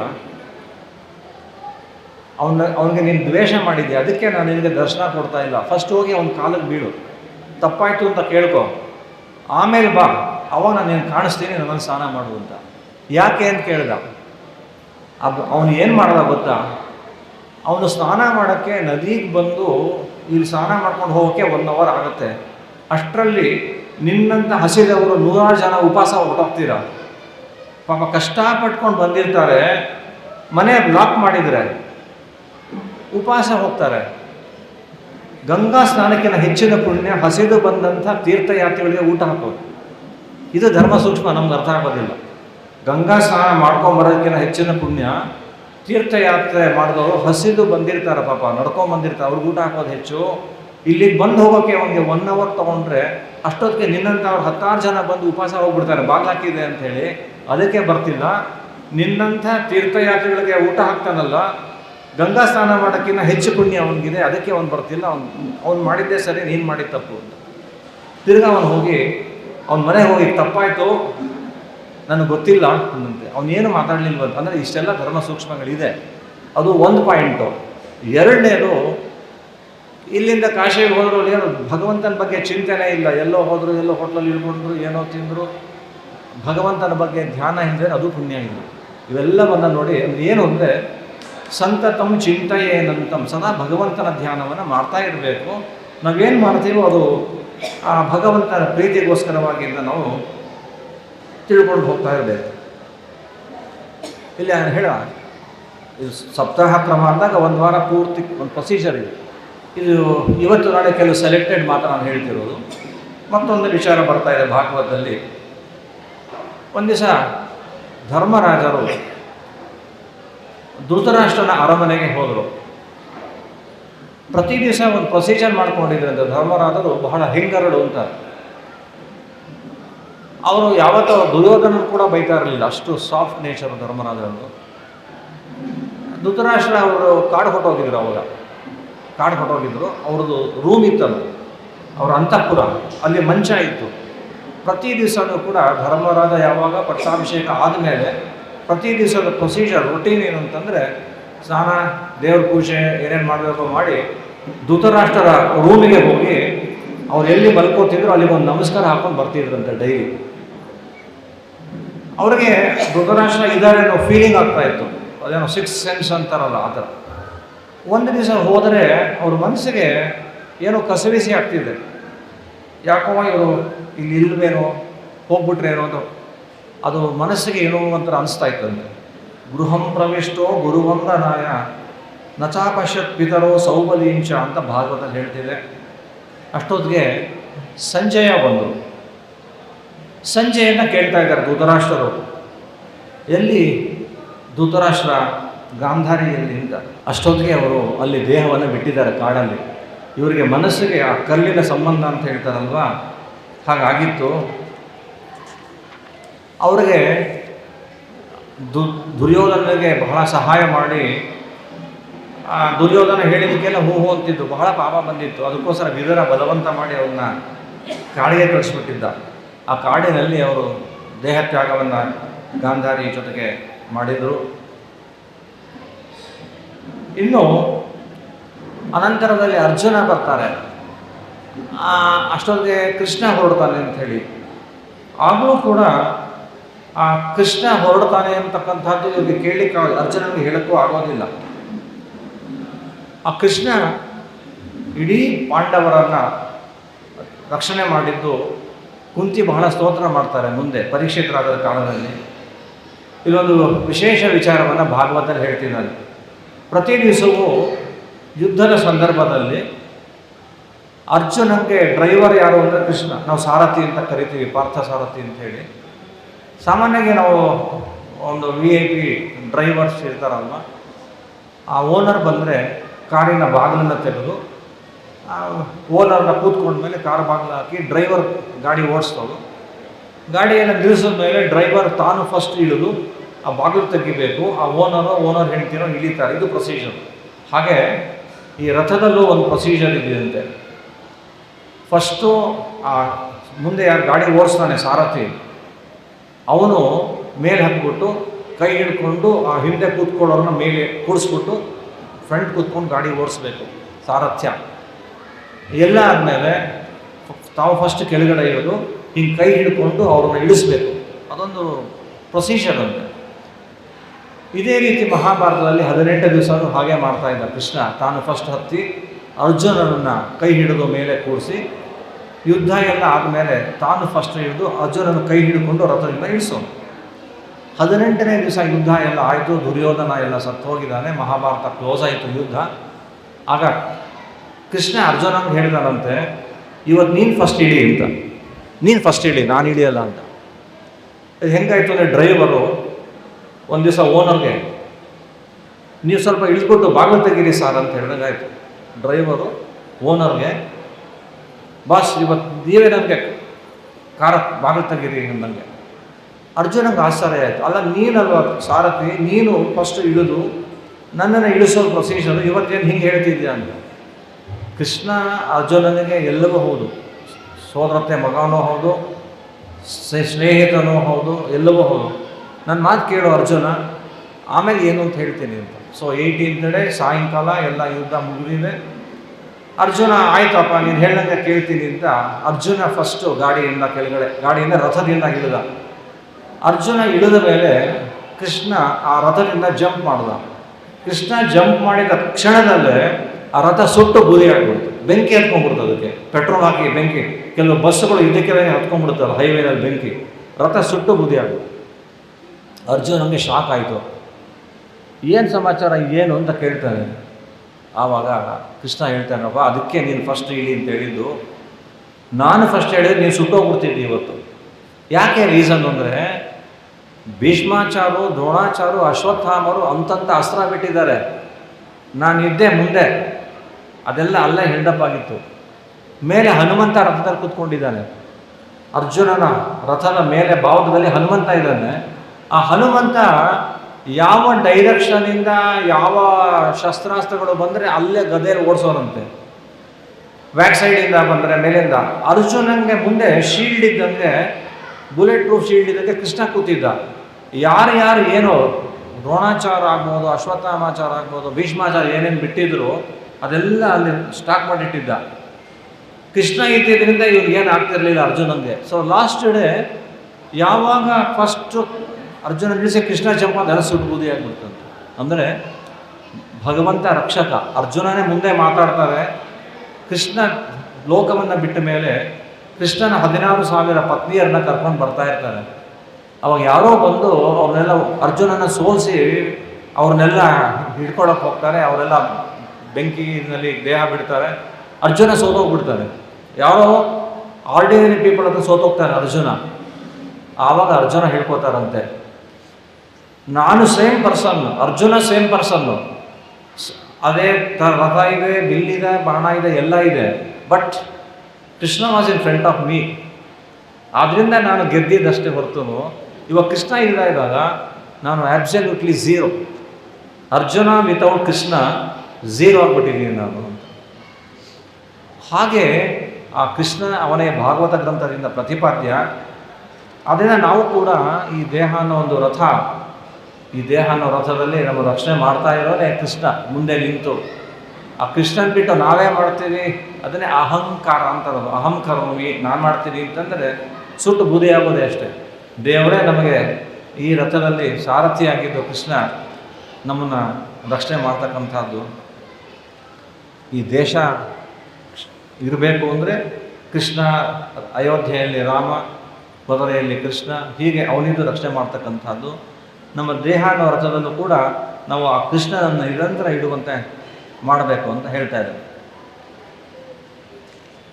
ಇವಾಗ ಧರ್ಮಗಳೆಲ್ಲ ತುಂಬ ಹಾಳಾಗ್ತಾ ಇದೆಯಲ್ಲ ಅಂತ ಒಂದು ಪ್ರಶ್ನೆ ಬರುತ್ತೆ. ಆವಾಗ ಅದಕ್ಕೆ ಏನು ಕಾರಣಗಳು, ಧರ್ಮ ಹಾಳಾಗಲಿಕ್ಕೆ ಏನು ಕಾರಣಗಳು ಅಂತ ತಗೊಳ್ತಾರೆ. ಒಂದು, ಈ ಕಲಿಯುಗ ಇದೆಯಲ್ವಾ, ಆ ಕೃತಯುಗ, ತ್ರೇತಾಯುಗ, ದ್ವಾಪರ ಯುಗ, ಕಲಿಯುಗ ಅಂತ ನಾವೇನು ಯುಗ ಇವೆ. ಕೃತಯುಗದಲ್ಲಿ 100% ಧರ್ಮ ಇರುತ್ತಂತೆ. ತ್ರೇತಾಯುಗದಲ್ಲಿ 75% ಧರ್ಮ, ದ್ವಾಪರದಲ್ಲಿ 50% ಧರ್ಮ ಇರುತ್ತೆ. ಕಲಿಯುಗದ ಸ್ಟಾರ್ಟಿಂಗಲ್ಲಿ 25% ಧರ್ಮ ಇರುತ್ತೆ. ಕೊನೆಗೆ ಹೋಗ್ತಾ ಹೋಗ್ತಾ ಝೀರೋ, ಇವಾಗಲೇ ಆಲ್ಮೋಸ್ಟ್ ಆಗೋಗ್ಬಿಟ್ಟಿದೆ. ಒಂದು ದೇವರು ಕೊಟ್ಟಿದ್ದಾನೆ. ಈಗ ನಾವು ವೋಟ್ ಮಾಡಿದ್ರೆ ಯಾರಿಗೂ ವೋಟ್ ಮಾಡಿದ್ದೀವಿ, ಅವ್ರು 5 ವರ್ಷ ಟರ್ಮ್ ಆಗೋವರೆಗೂ ನಾವು ಬಾಯಿ ಮುಚ್ಕೊಂಡು ಇರಲೇಬೇಕು. ಹಾಗೆ ಕಲಿಗೆ ವೋಟ್ ಮಾಡಿಬಿಟ್ಟು ಕಲಿಗೆ ಕೊಟ್ಬಿಟ್ಟಿದ್ದಾನೆ ದೇವರು, ಇದು ನಿಂದೆ ರಾಜ್ಯಭಾರ, ಏನಾದರೂ ಮಾಡ್ಕೊಂತೇಳಿ. ಹಾಗಾಗಿ ನಾವು ಏನು ಮಾಡಲಿಕ್ಕೆ ಆಗೋದಿಲ್ಲ. ಆಗ ಸಜ್ಜನರು, ವಿಷ್ಣು ಭಕ್ತರು ಏನಾದರೂ ತಪ್ಪು ಮಾಡಿದ್ರೆ ಅಂಥ ಸಂದರ್ಭದಲ್ಲಿ ಏನು ಅಂತಂದರೆ ಅದಕ್ಕೆ ಹೇಳ್ತಾರೆ ಧರ್ಮದೇವತೆ. ಆ ಧರ್ಮದೇವತೆಗೆ ಇವಾಗ ಏನಾಗ್ಬಿಟ್ಟಿದೆ, ಏನು ಮಾಡಲಿಕ್ಕೆ ಆಗ್ತಾಯಿಲ್ಲ. ಅಂದರೆ ಆ ಕಲಿ ಅನ್ನೋನು ಅಷ್ಟು ಪ್ರಬಲ ಇದ್ದಾನೆ. ತಪಸ್ಸು, ಶೌಚ, ದಯ, ಸತ್ಯ ಅಂತ ಇದು 4 ಧರ್ಮಕ್ಕೆ 4 ಕಾಲುಗಳಿದ್ದಾವೆ. ಒಂದು ಸ್ಟೂಲಿಗೆ 4 ಕಾಲು. ಭಾಗವತಲ್ಲಿ ಹೇಳೋ ಪದ ಧರ್ಮ ದೇವತೆ ಅಂತ ಹೇಳ್ತಾರೆ. ಆ ಧರ್ಮ ದೇವತೆ ಗೋವಿನ ರೂಪದಲ್ಲಿ ಇದ್ದರೆ, ಎತ್ತಿನ ರೂಪದಲ್ಲಿದ್ದರೆ, ಆ 4 ಕಾಲಲ್ಲಿ 3 ಕಾಲು ಮುರಿದು ಹೋಗಿದೆ ಕಲಿಯುಗದಲ್ಲಿ. ತಪಸ್ಸು ಇಲ್ಲ. ಕೃತಯುಗದಲ್ಲಿ ತಪಸ್ಸಿತ್ತು, ಈಗ ತಪಸ್ಸು ಅಂದರೆ ಏನು ಅಂತಲೇ ಗೊತ್ತಿಲ್ಲ. ತಪಸ್ಸು ಅಂತಂದರೆ ಭಗವಂತನ ಪ್ರೀತಿಗೋಸ್ಕರವಾಗಿ ನಾವು ಉಪವಾಸ ವ್ರತಗಳನ್ನು ಮಾಡ್ತಕ್ಕಂಥದ್ದು. ತಿನ್ನಕ್ಕಿದ್ರೂ ದೇವರಿಗೋಸ್ಕರ ನಾವು ಇವತ್ತು ತಿನ್ನಲ್ಲ, ಏಕಾದಶಿ ತಿನ್ನಲ್ಲ, ಇವತ್ತು ತಿನ್ನಕ್ಕೆ ಬೇಕಾದಷ್ಟಿದ್ರೂ ಇಲ್ಲ ನಾವು ಚಾತುರ್ಮಾಸ್ಯ ಅದನ್ನು ತಿನ್ನಲ್ಲ. ಹೀಗೆ ಭಗವಂತನ ಪ್ರೀತಿಗೋಸ್ಕರವಾಗಿ ದೇಹ ದಂಡನೆ ಮಾಡಿ ಭಗವಂತನ ಧ್ಯಾನ, ಇದಕ್ಕೆ ತಪಸ್ಸು ಅಂತ ಋಷಿ ಮುನಿಗಳು ಮಾಡ್ತಿದ್ರು ಕೃತಯುಗದಲ್ಲಿ. ಹಾಗೆ ಮನಸ್ಸು ಮತ್ತು ದೇಹವನ್ನು ಶುದ್ಧಿಯಾಗಿರ್ತಕ್ಕಂಥದ್ದು ಶೌಚ, ಅದು ಶುಚಿ ಇಲ್ಲ ಇವತ್ತು. ದಯೆ ಅನ್ನೋದು ತುಂಬ ದೂರ ಆಗಿಬಿಟ್ಟಿದೆ ಇವತ್ತು. ಕೈಂಡ್ನೆಸ್ ಅಂತ ಏನು ಕರಿತೀವಿ, ಆ ದಯೆ ಅನ್ನೋದೇ ಪ್ರಾಯಶಃ ಇವತ್ತು ನಶಿಸಿ ಹೋಗ್ತಾ ಇದೆ, ಅದಿಲ್ಲ. ಸತ್ಯ ಅನ್ನೋದು ಇವತ್ತು ಎಲ್ಲಿದೆ ಅಂತ ಹುಡುಕಬೇಕಾಗಿದೆ. ಪ್ರತಿಯೊಬ್ಬ ಜೀವನದಲ್ಲೂ ಯಾವುದೋ ಒಂದು ಸಂದರ್ಭದಲ್ಲಿ ಸುಳ್ಳು ಹೇಳ್ತೀವಿ. ಹಾಗಾಗಿ ಇವೆಲ್ಲ ಯಾವಾಗ ಹೋಯ್ತೋ ಆಗ ಧರ್ಮ ನಾಶ ಆಗ್ತಾ ಇದೆ. ಹಾಗಾಗಿ ಧರ್ಮ ಉಳಿಬೇಕಾದ್ರೆ ಈ ತಪಸ್ಸು, ಶೌಚ, ದಯ, ಸತ್ಯ ಇಲ್ಲ ಅಂತ ಮಾಡಬೇಕು. ಇದನ್ನು ಭಾಗವತ ಹೇಳ್ತಾ ಇದೆ. ಈ ತಪಸ್ಸು ಯಾಕೆ ನಾಶ ಆಗ್ತಾ ಇದೆ ಹಾಗಾದರೆ? ಅದಕ್ಕೆ ಹೇಳ್ತಾರೆ, ಅಹಂಕಾರದಿಂದ ತಪಸ್ಸು ನಾಶ ಆಗ್ತಾ ಇದೆ ಅಂತ. ಹೇಗೆ ಅಂತ ಒಂದು ಎಕ್ಸಾಂಪಲ್ ಕೊಡುತ್ತೆ ಭಾಗವತದಲ್ಲಿ. ಯಯಾತಿ ಮಹಾರಾಜರು ಅಂತ ಚಕ್ರವರ್ತಿಗಳು, ಬಹಳ ಸತ್ಕರ್ಮವನ್ನು ಮಾಡ್ತಕ್ಕಂಥವ್ರು, ಒಳ್ಳೆ ತಪಸ್ಸು ಯಜ್ಞ ಎಲ್ಲ ಮಾಡಿದ್ರು, ಸ್ವರ್ಗಕ್ಕೆ ಹೋದರು. ಒಂದು ಸರ್ತಿ ಸ್ವರ್ಗಕ್ಕೆ ಹೋದಾಗ ಆ ಯಯಾತಿ ಚಕ್ರವರ್ತಿ ಇಂದ್ರದೇವರು ಬಂದು ಕೇಳ್ತಾರೆ ಅವ್ರನ್ನ, ಅಪ್ಪ ಯಯಾತಿ ರಾಜ, ನೀನು ಭೂಮಿಯಲ್ಲಿ ಅನೇಕ ಯಜ್ಞಯಾಗಗಳನ್ನು ಮಾಡಿದ್ಯಾ, ಅನೇಕ ರಾಜರನ್ನ ನೋಡಿದ್ಯಾ, ನೀನು ಯಾರೋ ನೀನು ನೋಡಿರೋಲ್ಲಿ ಒಳ್ಳೆ ತಪಸ್ವಿಗಳು ಯಾರು ಭೂಲೋಕದಲ್ಲಿ ಗೊತ್ತಿದ್ಯಾ ಹೇಳು ಅಂದಾಗ ಯಯಾತಿ ರಾಜರು ಇಮ್ಮಿಡಿಯೇಟ್ ಹೇಳ್ತಾರೆ, ನನಗಿನ್ನ ಬೇಕಾ, ನಾನೇ ಅಷ್ಟು ತಪಸ್ವಿ, ನಾನು ನನ್ನಷ್ಟು ಯಾರು ಮಾಡಿದವನಿಲ್ಲ ಅಂತ. ತಕ್ಷಣ ಇಂದ್ರದೇವರು ಇವನು ತಳ್ಳ್ರೋ ಕೆಳಗಡೆಗೆ ಅಂದ್ಬಿಟ್ಟು, ಭೂಮಿ ಲೋಕದಲ್ಲಿ ಯಾರು ತಪಸ್ವಿಗಳಿದ್ದಾರೆ ಅಂತಂದರೆ ನಾನೇ, ನನಗಿನ್ನ ಯಾರು ಇಲ್ಲ ಅಂದ್ಬಿಟ್ಟು, ಅಂದರೆ ಅಹಂಕಾರನೇ ಹೋಗಿಲ್ಲ ಅವ್ರಿಗೆ. ತಕ್ಷಣ ಇಂದ್ರದೇವರು ತಳ್ಳಿ ಅವ್ರನ್ನ ಭೂಮಿಗೆ ಅಂದ್ರಂತೆ. ಪುಣ್ಯ ಎಲ್ಲ ಹೊಟ್ಟೋಯ್ತು. ಮತ್ತೇನಪ್ಪ ಅಂದರೆ ಅದಕ್ಕೊಂದು ಹನುಮಂತ ದೇವರು ನಿದರ್ಶನ ಕೊಡ್ತಾರೆ. ರಾಮದೇವರಿಗೆ ಎಷ್ಟು ಸೇವೆ ಮಾಡಿದರೂ ಕೂಡ ನಾನೇನೂ ಮಾಡಲಿಲ್ಲ ಅಂತಾರಂತೆ ಹನುಮಂತ ದೇವರು. ನಾನು ಏನು ಮಾಡಲಿಲ್ಲ, ಏನು ಮಹಾ ಮಾಡಿದೆ ನಾನು, ಅದೇನೋ ಒಂದು ಬೆಟ್ಟ ತಂದಿರ್ಬೋದು, ಒಂದು 4 ಜನ ಮಾಡ್ಬೋದು, ನಾನು ಏನೂ ಮಾಡಲಿಲ್ಲ ಅಂತಾರಂತೆ ಹನುಮಂತ ದೇವರು. ಅದರಿಂದ ನಮ್ಮ ತಪಸ್ಸು ಹಾಳಾಗಲಿಕ್ಕೆ ಕಾರಣ ನಾನು ನನ್ನದು ಅಂತ. ಅಹಂಕಾರ ಅಂದರೆ ನಾನು, ಮಮಕಾರ ಅಂದರೆ ನಂದು. ಈ ನಾನು ನಂದು ಅಂತ ನಮ್ಮಲ್ಲಿ ಇರೋವರೆಗೂ ನಮ್ಮ ತಪಸ್ಸು ಅನ್ನೋದು ನಮಗೆ ಉಳಿಯೋದಿಲ್ಲ. ಅದರಿಂದ ಮೊದಲು ಅದನ್ನು ಬಿಡಬೇಕು. ಹೇಗೆ ಅಹಂಕಾರ ಮಾಡಿದಾಗ ನಮ್ಮ ತಪಸ್ಸು ಹೋಗುತ್ತೋ ಹಾಗೆ ದುಷ್ಟರ ಸಂಘವನ್ನು ಮಾಡಿದ್ರೆ ನಮ್ಮ ಶೌಚ ಅಂತಕ್ಕಂಥದ್ದು ಹೋಗುತ್ತೆ. ಶೌಚ ಅಂತಂದರೆ ಶುಚಿತ್ವ, ಮನಸ್ಸಿನ ಶುಚಿತ್ವ, ದೇಹದ ಶುಚಿತ್ವ ದುಷ್ಟರ ಸಂಘದಿಂದ ಆಗುತ್ತೆ. ದೇಹದ ಶುಚಿತ್ವ ಅಂತಂದರೆ ಕೆಟ್ಟ ಅಭ್ಯಾಸಗಳನ್ನು ಮಾಡದೇ ಇರತಕ್ಕಂಥದ್ದು, ಸ್ನಾನ ಮಾಡ್ತಕ್ಕಂಥದ್ದು, ಅದು ಒಂದು. ದುಷ್ಟರ ಸಂಘ ಮಾಡಿದಾಗ ಅದೆಲ್ಲ ಬೆಳೆದು ಬಿಡುತ್ತೆ, ಕೆಟ್ಟ ಅಭ್ಯಾಸಗಳು, ಮನಸ್ಸು ಕೆಟ್ಟೋಗ್ಬಿಡುತ್ತೆ. ಅದರಿಂದ ದುಷ್ಟರ ಸಂಘವನ್ನು ಮಾಡಬಾರ್ದು. ದಾಸರು ಹೇಳ್ತಾರೆ, ವಿಜಯದಾಸರು, ಸಜ್ಜನರ ಸಂಘದೊಳು ಇರಿಸೆನ್ನ ರಂಗ, ದುಜ್ಜನರ ಸಂಘ ಬಲುಭಂಗ ಎಳೋ ರಂಗ ಅಂತ. ಸಜ್ಜನರ ಸಂಘದೊಳು ಇರಿಸೆನ್ನ ರಂಗ, ಯಾವಾಗಲೂ ಸಜ್ಜನರ ಸಹವಾಸದಲ್ಲಿ ನಮ್ಮನ್ನು ಇಟ್ಟಿರು. ದುಷ್ಟ ಜನರ ಸಂಘ ಅಂತಕ್ಕಂಥದ್ದು ನಮ್ಮನ್ನು ಹಾಳು ಮಾಡ್ಬಿಡು. ಒಳ್ಳೆಯ ಜೊತೆಗಿದ್ರೆ ಅವರು ಅವ್ರು ಹೋಗ್ಬೇಕಾದ್ರೆ ನಮ್ಮನ್ನು ಒಳ್ಳೆ ಕಡೆ ಕರ್ಕೊಂಡು ಹೋಗ್ತಾರೆ. ಕೆಟ್ಟವ್ರ ಜೊತೆಗಿದ್ದಾಗ ಅವರು ನಮ್ಮನ್ನು ಎಳ್ಕೊಂಡು ಹೋಗ್ತಾರೆ. ಅಂದರೆ ಯಾವುದೋ ಒಂದು ಕಾಲೇಜ್ ಹುಡುಗರು, ಕಾಲೇಜ್ ಕ್ಯಾಂಪಸಲ್ಲಿ ಒಂದು ಗಲಾಟೆ ಆಯಿತು. ಆ ಗಲಾಟೆಯಲ್ಲಿ ಒಬ್ಬ ಹುಡುಗ ಇದ್ದ, ಇನ್ನೋಸೆಂಟೇ ಅವನು. ಪೊಲೀಸರು ಬಂದು 10 ಜನ ಎತ್ಕೊಂಡು ಹೋಗ್ಬಿಟ್ಟು, ರೌಡೀಸು ಗಲಾಟೆ ಮಾಡೋದು ಕಾಲೇಜಲ್ಲಿ, ಹುಡುಗರು ಒಬ್ರಿಗೊಬ್ರು ಹೊಡೆದಾಡಿದ್ರು. ಆ ಗುಂಪಿನಲ್ಲಿ ಇವನು ಗ್ಯಾಂಗು, ಆ ಗ್ಯಾಂಗಲ್ಲಿ ಪಾಪ ಇವನು ಇದ್ದ. ಇವನೇನು ತಪ್ಪಿಲ್ಲ ಆ್ಯಕ್ಚುಲಿ, ಅವೆಲ್ಲ ಗೊತ್ತಿಲ್ಲ. ತೊಗೊಂಡೋದ್ರು, ಅಲ್ಲಿ ಯಾವುದೋ ಮರ್ಡರ್ ಆಗಿತ್ತು. ಮರ್ಡರ್ ಮಾಡಿದವನು ಬೇರೆ. ಪೊಲೀಸರು CCTV ನೋಡಿದ್ರು, CCTVಯಲ್ಲಿ ಇವನು ನಿಂತಿದ್ದ. ಎತ್ಕೊಂಡು ಹೋದ್ರು, ಜೈಲು ಹಾಕ್ಕೊಟ್ರು, 20 ವರ್ಷದಿಂದ ಜೈಲು. ಯಾಕೆ? ದುಷ್ಟ ಜನರ ಸಹವಾಸ ಮಾಡಿದ್ದು. ಅದಕ್ಕೆ ಮನೇಲಿ ಅಪ್ಪ ಅಮ್ಮ ಹೇಳೋದು, ಕೆಟ್ಟು ಹೋದ ಹೋಗ್ಬೇಡ್ರೋ, ಗಂಡು ಮಕ್ಕಳಿಗೆ ಹೆಣ್ಮಕ್ಳಿಗೆ ಅವ್ರಿವ್ರ ಸಹವಾಸ ಮಾಡಬೇಡಿ ಅಂತ ಹೇಳಿ. ಹಾಗೆ ದುಷ್ಟ ಜನರ ಸಂಘ ಬಲುಭಂಗ ಎಳೋರಂಗ ಅಂತ ಹೇಳ್ತಾರೆ. ಸಜ್ಜನರು ಏನು ಮಾಡ್ತಾರೆ ಅಂದರೆ, ತಾವು ಹೋಗ್ಬೇಕಾದ್ರೆ ಇವ್ರನ್ನೂ ಒಳ್ಳೆ ದಾರಿ ಕರ್ಕೊಂಡು ಹೋಗ್ತಾರೆ. ತಪ್ಪು ದಾರಿಗೆ ಹೋಗ್ತಿದ್ರೆ ಈಗ ಹಂಗೆ ಹೋಗ್ಬೇಡ, ಹಿಂಗೆ ಬಾ ಅಂತ ಹೇಳಿ ಕರ್ಕೊಂಡು ಹೋಗ್ತಾರೆ. ಅದರಿಂದ ಆ ಸಜ್ಜನರ ಸಹವಾಸವನ್ನು ಮಾಡಿದ್ರೆ ಶೌಚ ಶುದ್ಧಿ ಉಳಿಯುತ್ತೆ. ದುಷ್ಟ ಜನರ ಸಹವಾಸ ಮಾಡಿದಾಗ ನಾವು ಹಾಳಾಗೋ ಸಾಧ್ಯತೆ ಬಹಳ ಇದೆ. ಆದ್ದರಿಂದ ಈ ಧರ್ಮ ಉಳಿಬೇಕಾದ್ರೆ, ತಪಸ್ಸು ಉಳಿಬೇಕು ಅಂದರೆ ನಾವು ಅಹಂಕಾರ ಮಮಕಾರವನ್ನು ಬಿಡಬೇಕು. ಶುಚಿತ್ವ ಬರಬೇಕಾದ್ರೆ ನಾವು ಸಜ್ಜನರ ಸಹವಾಸವನ್ನು ಮಾಡಬೇಕು, ದುಷ್ಟ ಜನರ ಸಹವಾಸವನ್ನು ನಾವು ಮಾಡಬಾರ್ದು ಅಂತ ಹೇಳ್ತಾರೆ. ಅದಕ್ಕೆ ತಿರ್ಗಾ ರಾಮಾಯಣದಲ್ಲಿ ಒಂದು ಕಥೆ ಹೇಳ್ತಾರೆ. ನಮಗೇನಾಗಿದೆ ಅಂತಂದರೆ, ಮಹಾಭಾರತ ಅಂದ ತಕ್ಷಣ ಧರ್ಮರಾಜನಿಗೆ ಪಟ್ಟಾಭಿಷೇಕ ಆಯಿತು, ಅಲ್ಲಿ ಎಂಡ್ ಅಂತ ತಿಳ್ಕೊಂಬಿಟ್ಟಿದ್ವಿ. ಶ್ರೀನಿವಾಸ ಕಲ್ಯಾಣ ಆಯಿತು ಅಂತಂದರೆ ಶ್ರೀನಿವಾಸ ಯಾರು ಪದ್ಮಾವತಿ ಮದುವೆ ಆಯಿತು, ಅದೇ ಕೊನೆ ಅಂತ ತಿಳ್ಕೊಂಡಿರ್ತೀವಿ. ಹಾಗೆ ರಾಮಾಯಣ ಅಂತಂದರೆ ಸೀತಾರಾಮ ಕಲ್ಯಾಣ ಆದರೆ ರಾಮಾಯಣ ಮುಗೀತು ಅಂತ. ಅದ್ರ ಮುಂದೆ ತುಂಬ ಇದೆ. ಎಷ್ಟು ವರ್ಷ ರಾಮದೇವ್ರ ಕಾಡಿಗೆ ಹೋಗಿದ್ದು? 14 ವರ್ಷ.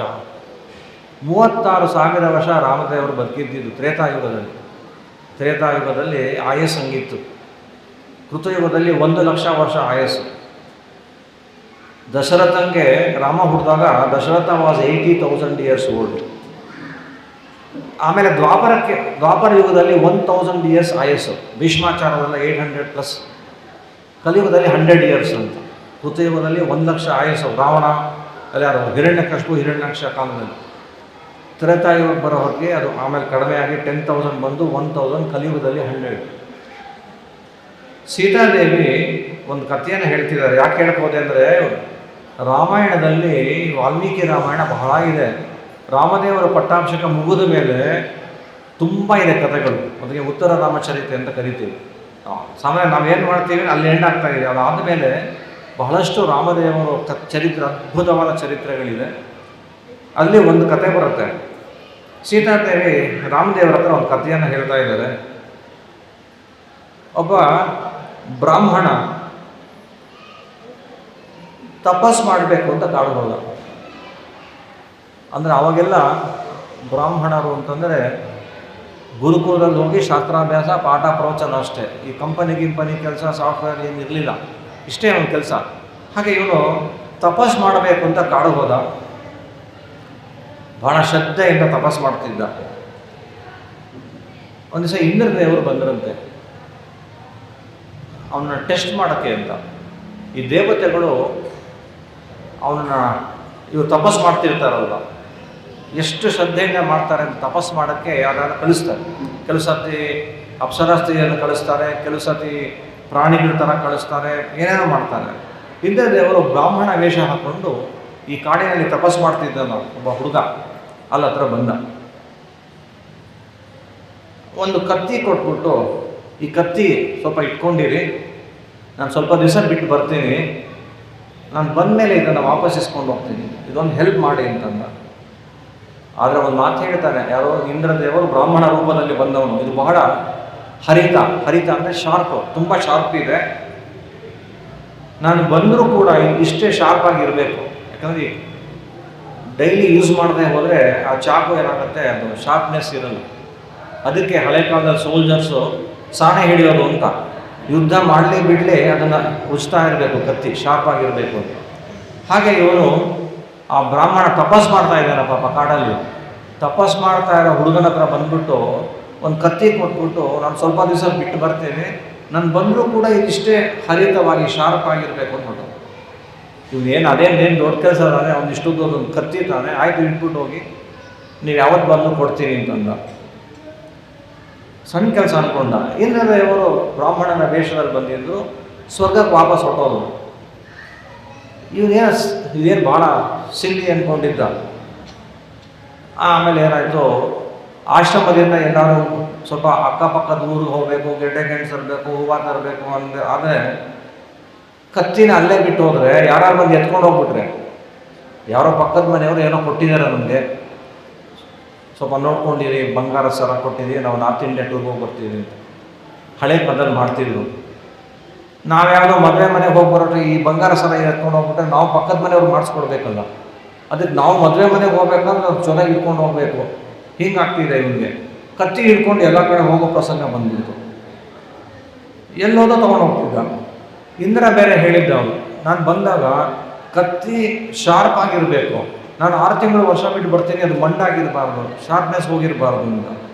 ಅದಕ್ಕೋಸ್ಕರ ಪ್ರತಿ ದಿವಸನೂ ಆ ಸಾಣೆ ಕಲ್ಲು ಅಂತ ಒಂದಿರುತ್ತೆ, ಅದಕ್ಕೆ ಉಜ್ಜೋದು ಶಾರ್ಪ್ ಮಾಡೋಕ್ಕೆ. ಆಮೇಲೆ ಏನು ಮಾಡ್ದ, ಇದು ಶಾರ್ಪ್ ಆಗಿ ಇದೆಯೋ ಇಲ್ವೋ ಅಂತ ಟ್ರೈ ಮಾಡೋಕ್ಕೋಸ್ಕರವಾಗಿ ಸುಮ್ಮನೆ ಅಲ್ಲಿ ಯಾವ್ದಾದ್ರು ಮರ ಇದ್ದರೆ ಮರಕ್ಕೆ ಹಿಂಗೆ ಹೊಡೆಯೋದು, ಇನ್ನೇನಂತೆ ಹಿಂಗೆ ಹೊಡೆದು ಟೆಸ್ಟ್ ಮಾಡೋದಂತೆ. ಹೀಗೆ ಮಾಡ್ತಾ ಇದ್ದ. ಇನ್ನೊಂದು ಸ್ವಲ್ಪ ದಿವಸ ಆದಮೇಲೆ ಕತ್ತಿ ಇಟ್ಕೊಂಡೇ ಓಡಾಡೋದು. ಅಲ್ಲೇನಾದರೂ ಜಿಂಕೆ ಮೊಲ ಬಂದರೆ ಅದು ಕೊಡೋಕ್ಕೆ ಸ್ಟಾರ್ಟ್ ಮಾಡಿಬಿಡ್ತಾನೆ. ಇವ್ನು ತಪಸ್ ಮಾಡೋಕ್ಕೆ ಕಾಡ್ಬೋದು. ಅವನು ತಪಸ್ ಮಾಡಬೇಕು ಅಂತ ಬಂದಿದ್ದು ಕಾಡಿದೆ. ಇವಾಗ ನೋಡಿದ್ರೆ ಕೈಯಲ್ಲಿ ಕತ್ತಿ ಹಿಡ್ಕೊಂಡು ದಾರಿಯಲ್ಲಿ ಬರೋ ಪ್ರಾಣಿಗಳೆಲ್ಲ ಹೊಡಿತಾ ಇದ್ದಾನೆ. ಕೊನೆಗೆ ಅವನು ಒಬ್ಬ ಬೇಟೆಗಾರ ಆಗ್ಬಿಡ್ತಾನೆ. ಅಂದರೆ ಮನಸ್ಸು ಹೇಗಿರುತ್ತೆ ಅಂತಂದರೆ ಅಷ್ಟು ಕಷ್ಟಪಟ್ಟು ತಪಸ್ ಮಾಡಬೇಕು. ಇದೊಂದು ಸಣ್ಣ ವಿಚಾರ. ಅವನೇನು ಮಾಡಬೇಕಾಗಿತ್ತು ಅಂತಂದರೆ ಆ ಕತ್ತಿ ಕಡೆ ಗಮನ ಕೊಡದೆ ತಾನು ಬಂದಿದ್ದು ಯಾವುದಕ್ಕೆ, ಸಾಧನೆ ಮಾಡೋಕ್ಕೆ, ಅದರ ಕಡೆ ಗಮನ ಕೊಡಬೇಕಾಗಿತ್ತು. ಈ ವಿಚಾರವನ್ನು ಸೀತಾದೇವಿ ರಾಮದೇವರ ಹತ್ರ ಕಥೆಯೆಲ್ಲ ಹೇಳ್ತಾ ಇದ್ದಾರೆ. ಅದರಿಂದ ನಾವು ದುಷ್ಟ ವಸ್ತುಗಳನ್ನು ಯಾರಾದರೂ ಕೊಡ್ತೀವಿ ಅಂದರೆ ನೋ ಫಾರ್ ಸ್ಟಾರ್ಟಿಂಗಲ್ಲೇ ಬೇಡ ಅಂತ ಹೇಳ್ತಾರೆ. ಈ ಕೆಲವು ಕೆಟ್ಟ ಅಭ್ಯಾಸಗಳಿದೆ. ನಮ್ಮ ಹುಡುಗರು ಹೈಸ್ಕೂಲ್ವರೆಗೂ ಭಾಳ ಒಳ್ಳೆ ಹುಡುಗರು ಇರ್ತಾರೆ, ಎಲ್ಲರೂ. ನಾನೊಬ್ಬ ಹೈಸ್ಕೂಲ್ ಟೀಚರ್ ಆಗಿದ್ದವನು. SLCವರೆಗೂ ತುಂಬ ಚೆನ್ನಾಗಿರ್ತಾರೆ ಅವರು. ಆ PUCಗೆ ಹೋದ್ಮೇಲೆ ಕೆಲವ್ರು ಚೇಂಜ್ ಆದರೂ, ಇನ್ನು ಇಂಜಿನಿಯರಿಂಗ್ ಹೋದ್ಮೇಲೆ ಫುಲ್ ಚೇಂಜ್ ಆಗಿಬಿಡ್ತಾರೆ. ಆ ಸಹವಾಸ ಇದೆಯಲ್ಲ ಅಲ್ಲೇನೋ ಕೆಟ್ಟ ಅಭ್ಯಾಸ ಇದ್ದರೆ no for the first time ಅಂತ. ಕೆಟ್ಟ ಅಭ್ಯಾಸಕ್ಕೆ ಏನು ಅಂದ್ಕೋಬೇಡಿ, ಒಂದು ಸತಿ ತೊಗೊಳ್ಳಿ. ಗಂಡು ಮಕ್ಕಳಿಗೆ ಹೆಣ್ಮಕ್ಳಿಗೂ ಶುರು ಆಗಿಬಿಟ್ಟಿದೆ. ಅದೇನಾಗುತ್ತೆ, ಕೆಟ್ಟ ಅಭ್ಯಾಸಗಳಿಗೆ ಅಡಿಕ್ಟ್ ಆಗ್ತಾ ಇದ್ದಾರೆ ಅವರು. ಅದಕ್ಕೋಸ್ಕರವಾಗಿ ಈ ಒಂದು ಕಥೆಯನ್ನು ಹೇಳ್ತಾ ಸೀತಾದೇವಿ, ಯಾವ ವಸ್ತುಗಳಿಂದ ನಮಗೆ ಹಾನಿ ಆಗ್ಬೋದು ಅನ್ಸುತ್ತೆ ಫಸ್ಟೇ ಬೇಡ ಅನ್ಬೇಕು. ಇವ್ರು ಹೇಳಬೇಕಾಗಿತ್ತು, ಕತ್ತಿಗಿತ್ತಿ ಇಲ್ಲಪ್ಪ, ನನ್ನ ಬ್ರಾಹ್ಮಣ, ನಾನು ಏನೋ ತಪಸ್ ಮಾಡೋಕ್ಕೆ ಬಂದಿದ್ದೀನಿ, ನಾನು ತಗೊಳ್ಳಲ್ಲ ಅನ್ಬೇಕಾಗಿತ್ತು. ಹಾಗೆ ದುಷ್ಟ ವಸ್ತುಗಳು ಯಾವುದು ನಮಗೆ ಸಾಧನೆಗೆ ತೊಂದರೆ ಆಗುತ್ತೆ ಅದನ್ನು ನಾವು ದೂರ ಇಡಬೇಕು. ಕಲಿಯುಗದಲ್ಲಿ ದುಷ್ಟ ವಸ್ತುಗಳ ಸಂಪರ್ಕದಿಂದಲೇ ನಾಶ ಆಗ್ತಾ ಇರ್ತಕ್ಕಂಥದ್ದು. ಅದರಿಂದ ಅದನ್ನು ನಾವು ಇಡಬೇಕು ಅಂತೇಳಿ ಆ ಒಂದು ನಮ್ಮ ಶೌಚ ಹಾಳಾಗಲಿಕ್ಕೆ ದುಷ್ಟ ವಸ್ತುಗಳ, ದುಷ್ಟ ಜನರ ಸಂಪರ್ಕ ಕಾರಣ ಅಂತಂದು. ತಪಸ್ಸು ಹೋಗಬೇಕೆ ಕಾರಣ ಅಹಂಕಾರ, ಮಮಕಾರಗಳು. ನಮ್ಮ ದೇಹದ ಶೌಚ, ಮನಸ್ಸಿನ ಶುದ್ಧಿ ಹೋಗಬೇಕಾದ್ರೆ ದುಷ್ಟ ಜನರ ಸಂಪರ್ಕ ಮತ್ತು ದುಷ್ಟ ವಸ್ತುಗಳ ಸಂಪರ್ಕ ಅಂತಂದು. ಇನ್ನು ದಯೆ ಅಂತಕ್ಕಂಥದ್ದು ಧರ್ಮದ 3ನೇ ಪಾದ, ದಯೆ. ಈ ದಯೆ ಅನ್ನೋದು ಏನಾಗುತ್ತೆ ಅಂದರೆ, ಐಶ್ವರ್ಯ ಬರ್ತಾ ಬರ್ತಾ ಬರ್ತಾ ದಯೆ ಕಡಿಮೆ ಆಗುತ್ತಂತೆ, ಅಥವಾ ಅಧಿಕಾರ ಬರ್ತಾ ಬರ್ತಾ ಬರ್ತಾ ದಯೆ ಕಡಿಮೆ ಆಗುತ್ತೆ. ಒಳ್ಳೆಯವರೇ ಇದ್ದಕ್ಕಿದ್ದಾಗೆ ಅವರು ಯಾವುದೋ ಒಂದು ಮಿನಿಸ್ಟರ್ ಆಗ್ಬಿಟ್ರು, ಆ ಪೊಸಿಷನ್ಗೆ ಹೋದ್ಮೇಲೆ ಅವ್ರಿಗೆ ಆ ದಯೆ ಅಂತಕ್ಕಂಥದ್ದೆಲ್ಲ ಹೋಗ್ಬಿಡುತ್ತೆ, ಜಂಬ ಬಂದ್ಬಿಡುತ್ತೆ ಆ ಪೊಸಿಷನ್ಗೆ ಬಂದಾಗ. ಆದ್ದರಿಂದ ಈ ಹಿರಣ್ಯಕಶಿಪುರ ಹಣವ್ರಿಗೆಲ್ಲ ಅಷ್ಟು ಜಂಬ ಯಾಕೆ ಅಂದರೆ ಅಂಥ ಪೊಸಿಷನಲ್ಲಿ ಇದ್ದರು. ಅವಾಗ ಏನಾಗುತ್ತೆ, ನಮಗೆ ಕ್ರೌರ್ಯ ಬರುತ್ತೆ. ನಮ್ಮಲ್ಲಿರ್ತಕ್ಕಂಥ ಒಳ್ಳೆ ಗುಣಗಳು, ದಯೆಗಳೆಲ್ಲ ಹೋಗಿ ಕ್ರೌರ್ಯ ಬಂದು ತುಂಬಿಕೊಳ್ಳುತ್ತೆ. ಆದ್ದರಿಂದ ನಾವು ಆ ಐಶ್ವರ್ಯಕ್ಕೆ ಪ್ರಯತ್ನವನ್ನೇ ಪಡಬಾರ್ದು, ಆದಷ್ಟು ದೂರದಲ್ಲಿರಬೇಕು. ಇದೆಲ್ಲ ಹೇಳ್ತಿರೋದು ಯಾರಿಗೆ ಅಂದರೆ, ಯಾರು ಭಗವಂತನನ್ನು ನೋಡಬೇಕು ಅಂತ ಇಷ್ಟ ಇದೆಯೋ ಅದಕ್ಕೆ ಇದೇ ಭಾಗವತ. ಭಾಗವತ ಅಂದ್ರೇನು, ಭಗವಂತನನ್ನು ತಿಳಿಸಿಕೊಡುವುದೇ ಭಾಗವತ. ಭಾಗವತ ಧರ್ಮಗಳು ಅಂತ ಹೇಳ್ತಾರೆ. 30 ಧರ್ಮಗಳ ಪಟ್ಟಿ ಮಾಡ್ತಾರೆ ಮುಂದೆ. ಯಾವ ಧರ್ಮಗಳನ್ನು ಅನುಷ್ಠಾನ ಮಾಡಿದ್ರೆ ಭಗವಂತ ನಮಗೆ ಒಲಿತಾನೋ ಆ ಧರ್ಮಗಳಿಗೆ ಭಾಗವತ ಧರ್ಮ ಅಂತ ಹೆಸರು. ಅದನ್ನು ಅನುಷ್ಠಾನ ಮಾಡಬೇಕಾದ್ರೆ ಇವೆಲ್ಲ ಬೇಕು, ಬೇಸಿಕ್ಕು. ಇನ್ನು 4ನೇದು ಏನು ಹೇಳಿದ್ರು ಧರ್ಮದಲ್ಲಿ, ಸತ್ಯ ಅಂತ. ಆ ಸತ್ಯ ಅಂತಕ್ಕಂಥದ್ದು ಏನಿಲ್ಲ, ಅವ್ರು ಸುಳ್ಳು ಹೇಳಿದ್ರೆ ಹೊಟ್ಟೋಯ್ತು. ಕಲಿಯುಗದಲ್ಲಿ ಆ ಸತ್ಯಕ್ಕೆ ಬೆಲೆನೇ ಇಲ್ಲ. ಕೋರ್ಟಲ್ಲಿ ಮಾತ್ರ ಸತ್ಯವನ್ನೇ ಹೇಳುತ್ತೇನೆ, ನಾನು ಹೇಳುವುದೆಲ್ಲ ಸತ್ಯ, ಸತ್ಯ ಬಿಟ್ಟು ಏನು ಹೇಳೋದಿಲ್ಲ ಅಂತ ಹೇಳೋದಷ್ಟೇ. ಕೋರ್ಟಲ್ಲಿ ಭಗವದ್ಗೀತೆಯನ್ನು ಏನೋ ಮುಟ್ಬಿಟ್ಟು ಹೇಳ್ತಿರೋದು ಎಷ್ಟೋ ಜನ ಸುಳ್ಳು ಸಾಕ್ಷಿಗಳಿದ್ದಾರೆ. ಅದರಿಂದ ಆ ಧರ್ಮದೇವತೆ ಇವತ್ತು ಎಷ್ಟು ದುಃಖ ಪಡಲಿಕ್ಕೆ ಕಾರಣ, ತಪಸ್ಸಿಲ್ಲ. ತಪಸ್ಸಂದರೆ ಏನು ಗೊತ್ತಿಲ್ಲ, ಶೌಚ ಅಂದರೆ ಗೊತ್ತಿಲ್ಲ, ಈ ಅಹಂಕಾರ ತಗೊಂಡು ದಯೆ ಇಲ್ಲ ಮನುಷ್ಯರಿಗೆ, ಸತ್ಯ ಇಲ್ಲ, ಹೀಗೆಲ್ಲ ಆಗಿದೆ. ಈ ಸಂದರ್ಭದಲ್ಲಿ ನಮ್ಮ ಪೂರ್ಣಪ್ರಜ್ಞ ವಿದ್ಯಾಪೀಠ ಇರ್ತಕ್ಕಂಥ ವಿಶ್ವೇಶ ತೀರ್ಥರು, ಪ್ರಾಯಶಃ ಎಲ್ಲರೂ ಗೊತ್ತಿರುತ್ತೆ, ಪೇಜಾವ ಸ್ವಾಮಿಗಳು. ಈ 3-4 ವರ್ಷದ ಹಿಂದೆ ಅವರು ಬೃಂದಾವನ ಆಯಿತು. ಅವರು ಹೇಳ್ತಕ್ಕಂಥ ಒಂದು ಮಾತು, ಒಂದು ಕಡೆ ಈಗ ಕಲಿಯುಗದಲ್ಲಿ ಹೇಳ ಅನೇಕ, ಅಂದರೆ ನಾವು ಹಾಳಾಗಲಿಕ್ಕೆ ಬೇಕಾದಂಥ ಅನೇಕದಾದ ಆನ್ಲೈನ್ ಬೇರೆ ಬಂದ್ಬಿಟ್ಟಿದೆ. ಈ ಬೆಟ್ಟಿಂಗ್ಸ್ ಅಂತ ಏನು ಕರೀತಾರೆ, ಆನ್ಲೈನ್ ಬೆಟ್ಟಿಂಗ್ ಅಂತ, ಅಲ್ಲಿಗೆ ಹೋಗಬೇಕಾಗಿಲ್ಲ. ಹಾಗೆ ಕುದುರೆ ರೇಸೋ ಏನೇನು ಬೇಕೋ ಎಲ್ಲ ಆನ್ಲೈನ್ ಬಂದಿದೆ. ಇವೆಲ್ಲ ಕಲಿಯಂತೆ. ಹಾಗೆಯೇ ಈ ಡ್ರಿಂಕ್ಸ್ ಅಂತಕ್ಕಂಥದ್ದು ಇಂಥದ್ದೆಲ್ಲ ತಂದು ಹಾಳಿ ಮಾಡ್ತಾ ಇದೆ. ಒಂದು ಸತಿ ಆ ಪೇಜಾರ ಸ್ವಾಮಿಗಳು ಹೇಳಿದಂಥ ಒಂದು ಮಾತು, ಅವರು ಥ್ರೂಔಟ್ ಇಂಡಿಯಾ ಸಂಚಾರ ಮಾಡೋರು, ಪ್ರೆಸಿಡೆಂಟು, ಪ್ರೈಮ್ ಮಿನಿಸ್ಟರಿಂದ ಹಿಡಿದು ಯಾವುದೋ ಒಂದು ಯೂನಿವರ್ಸಿಟಿನಲ್ಲಿ ವೈಸ್ ಚಾನ್ಸಲರು ಸ್ಟೇಜ್ ಮೇಲೆ ಮಾತಾಡ್ತಾ ಇರೋರು. ಅನಂತರದಲ್ಲಿ ಪೇಜಾರ ಸ್ವಾಮಿಗಳಿಗೆ ನಮಸ್ಕಾರ ಮಾಡಿ ಒಂದು ವೈಸ್ ಚಾನ್ಸಲರ್ ಹೇಳಿದ್ರಂತೆ, ಒಂದು ಕಡೆ ಮದುವೆ ನಿಶ್ಚಿತಾರ್ಥ, ಎಂಗೇಜ್ಮೆಂಟ್ ಹೋಗಿದ್ದಾರೆ. ನಿಶ್ಚಿತಾರ್ಥ ಎಂಗೇಜ್ಮೆಂಟ್ ಎಲ್ಲ ಆಯಿತು. ಮೇಲ್ಗಡೆ ಉಪ್ಪರಿ ಟೆರೇಸು ಎಲ್ಲ ಹೋದ್ರಂತೆ, ಊಟ ತಿಂಡಿ ಏನೋ ಇರುತ್ತೆ. ಈ ಯಾರೋ ಉಪಕುಲಪತಿಗಳು ವೈಸ್ ಚಾನ್ಸಲರು ಕೆಳಗಡೆ ಒಬ್ಬರೇ ಕೂತಿದ್ರಂತೆ. ಆಗ ಪಾಪ ಯಾರೋ ಬಂದು ಕರೆದ್ರು, ಬನ್ನಿ ಮೇಲೆ ಒಳ್ಳೆ ಬಾಡೂಟ ಇದೆ, ಯಾಕೆ ಇಲ್ಲಿ ಕೂತ್ಕೊಂಡಿದ್ದೀರಾ ಅಂತ. ಆಗ ಅವ್ರು ಹೇಳಿದ್ರಂತ, ಇಲ್ಲ ನಾನೊಬ್ಬ ಬ್ರಾಹ್ಮಣ, ನನ್ನ ಧರ್ಮವನ್ನು ನಾನು ಉಳಿಸ್ಕೊಂಡ್ರೆ ಧರ್ಮ ನನ್ನನ್ನು ರಕ್ಷಣೆ ಮಾಡುತ್ತೆ. ಧರ್ಮವು ರಕ್ಷತಿ ರಕ್ಷಿತ ಅಂತ. ನನ್ನ ಧರ್ಮವನ್ನು ನಾನು ಉಳಿಸ್ಕೊಂಡ್ರೆ ನನ್ನನ್ನು ಆಪತ್ಕಾಲದಲ್ಲಿ ಧರ್ಮ ರಕ್ಷಣೆ ಮಾಡುತ್ತೆ. ನಾನು ಬಾಡೂಟ ಮಾಡೋದಿಲ್ಲ ಅಂತ ನಾನು ಅಲ್ಲೇ ಕೂತ್ಕೊಂಡಿದ್ದೆ. ಆದರೆ ಇವತ್ತು ನಮ್ಮ ದೌರ್ಭಾಗ್ಯ, ಇವತ್ತು ಸಾಫ್ಟ್ವೇರ್ ಕಂಪನಿಗಳು ಬಂದು ಈ ಶನಿವಾರ ಭಾನುವಾರ ಪಾರ್ಟಿಗಳಲ್ಲಿ ಎಲ್ಲರೂ, ಒಬ್ಬರಲ್ಲ ಎಲ್ಲರೂ ತಮ್ಮ ಧರ್ಮಗಳನ್ನು ಬಿಡ್ತಾ ಇದ್ದಾರೆ ಪ್ರಾಯಶಃ. ಹಾಗೆ ಆಗಬಾರ್ದು, ಧರ್ಮ ಉಳಿಬೇಕು ಅಂತ ಹೇಳ್ತಾ ಇದ್ದಾರೆ. ಇನ್ನು ಕಲಿ ನಿಗ್ರಹವನ್ನು ಮಾಡ್ತಾರೆ ಪರೀಕ್ಷಿತರಾದರು. ಆಗ ನಾನಿರೋವರೆಗೂ ನೀನು ಬಾಲ ಬಿಚ್ಚಬಾರ್ದು ಅಂತ ಹೇಳಿದ್ರು. ನಾನಿರೋವರೆಗೂ ನೀನು ಬಾಲ ಬಿಚ್ಚಬಾರ್ದು ಅಂತ ಕಲಿಗೆ ನಿಗ್ರಹವನ್ನು ಮಾಡೋದು ಪರೀಕ್ಷಿತರಾದರು. ಅವನು ಕೊನೆಗೆ ಪೂರ್ತಿ ಕಲಿಯುಗದಲ್ಲಿ ನೀವೇನು ಮಾಡಬೇಡಿ ಅಂತ ಹೇಳಿದ್ರೆ ಹೆಂಗೆ ಸಾಧ್ಯ? ನನಗೆ ಯುಗ, ನನಗೆ ಕೊಟ್ಟಿದ್ದಾನೆ ದೇವರು, ನನ್ನ ಯುಗದಲ್ಲಿ ನನ್ನ ಆಡಳಿತದಲ್ಲಿ ನನಗೆ ಏನು ಕೆಲಸ ಇಲ್ಲ ಹೇಗೆ ಅಂತ. ಎಲ್ಲಿವರೆಗೂ ನಾನು ಬದುಕಿರ್ತೀನೋ ಅಲ್ಲಿವರೆಗೂ ನೀನು ಏನು ಮಾಡಬಾರ್ದು ಅಂತ ಹೇಳಿದರು ಪರೀಕ್ಷಿತರಾದರು ಕಲಿಗೆ. ಸೊ ಹಾಗೆ ನನಗೊಂದು 4 ಪ್ಲೇಸ್ ಕೊಡಿ ಅಂತ ಕೇಳ್ಕೊಂಡ. ಒಂದು, ಎಲ್ಲಿ ಜೂಜಾಡ್ತಾರೋ ಅಲ್ಲಿ ನೀನಿರು. ಎರಡನೇದು, ಎಲ್ಲಿ ಹೆಂಡ ಕುಡಿತಾರಲ್ವ ಅಲ್ಲಿ ಇರು ನೀನು ಅಂತ. ಅದೆರಡು ಅಂದರೆ ಹಾಳಾಗುವಂಥ ಜಾಗಗಳು. ಮೂರನೇದು, ದುಷ್ಟ ಸ್ತ್ರೀಯರು ಇರತಕ್ಕಂಥ ಜಾಗದಲ್ಲಿ ಅಲ್ಲಿ ಕಲಿಯ ಸನ್ನಿಧಾನ. ನಾಲ್ಕನೇದು, ಎಲ್ಲಿ ಹಿಂಸೆ, ಕೊಲೆ, ರಕ್ತಪಾತ, ಮರ್ಡರ್ ಆಗುತ್ತೋ ಕಲಿ ಜಾಗ. ಇದು 4 ಜಾಗ ಕೊಟ್ಟಿರು, ಬೇರೆ ಕಡೆ ಬರಲ್ಲ ನೀನು ಇರೋವರೆಗೂ ಅಂತ ಹೇಳಿದ್ದಂತೆ ಕಲಿ. ಇಷ್ಟಾದರೂ ಅವನಿಗೆ ಸಮಾಧಾನ ಆಗಲಿಲ್ಲ. ಇಲ್ಲ ಇನ್ನೊಂಚೂರು ಏನಾದ್ರು ಬೇಕು ಅಂತ ಕೇಳ್ಕೊಳ್ತಾರೆ. ಸರಿಯಪ್ಪ, ಒಂದು ಕೆಲಸ ಮಾಡು, ಬಂಗಾರದಲ್ಲಿ ಸೇರ್ಕೊ, ಇನ್ನೇನು ಜಾಸ್ತಿ ಕೇಳಬೇಡ, ಬಂಗಾರದಲ್ಲಿ ಸೇರ್ಕೊ ಅಂತ. ಆ ಬಂಗಾರನೂ ಕೂಡ ಅನಧಿಕೃತವಾಗಿ ಕೆಟ್ಟ ರೀತಿಯಲ್ಲಿ ಕಪ್ಪು ಹಣದ ಸಂಪಾದನೆ ಬಂಗಾರಗಳು ಅಲ್ಲಿ ಅಂತ ಸೇರ್ಕೊಳ್ಬೇಕು, ಹೀಗೆಲ್ಲ ಮಾಡಿದ್ರು. ಅಂದರೆ ಒಟ್ಟಿನಲ್ಲಿ ಎಲ್ಲಿ ಈ ಜೂತ ಅಂದರೆ ಈ ಬೆಟ್ಟಿಂಗ್ಸ್ ಆಡ್ತಾರಲ್ಲ, ಜೂಜು, ಯಾವ ಹೆಂಡದ ಅಂಗಡಿಗಳು, ಕೆಟ್ಟ ಸ್ತ್ರೀಯರು ಇರತಕ್ಕಂಥ ಜಾಗಗಳು, ಎಲ್ಲಿ ಹಿಂಸೆ ಆಗತ್ತೋ ಇಲ್ಲೆಲ್ಲ ಕಲಿಯ ಒಂದು ಸನ್ನಿಧಾನ ಇದೆ.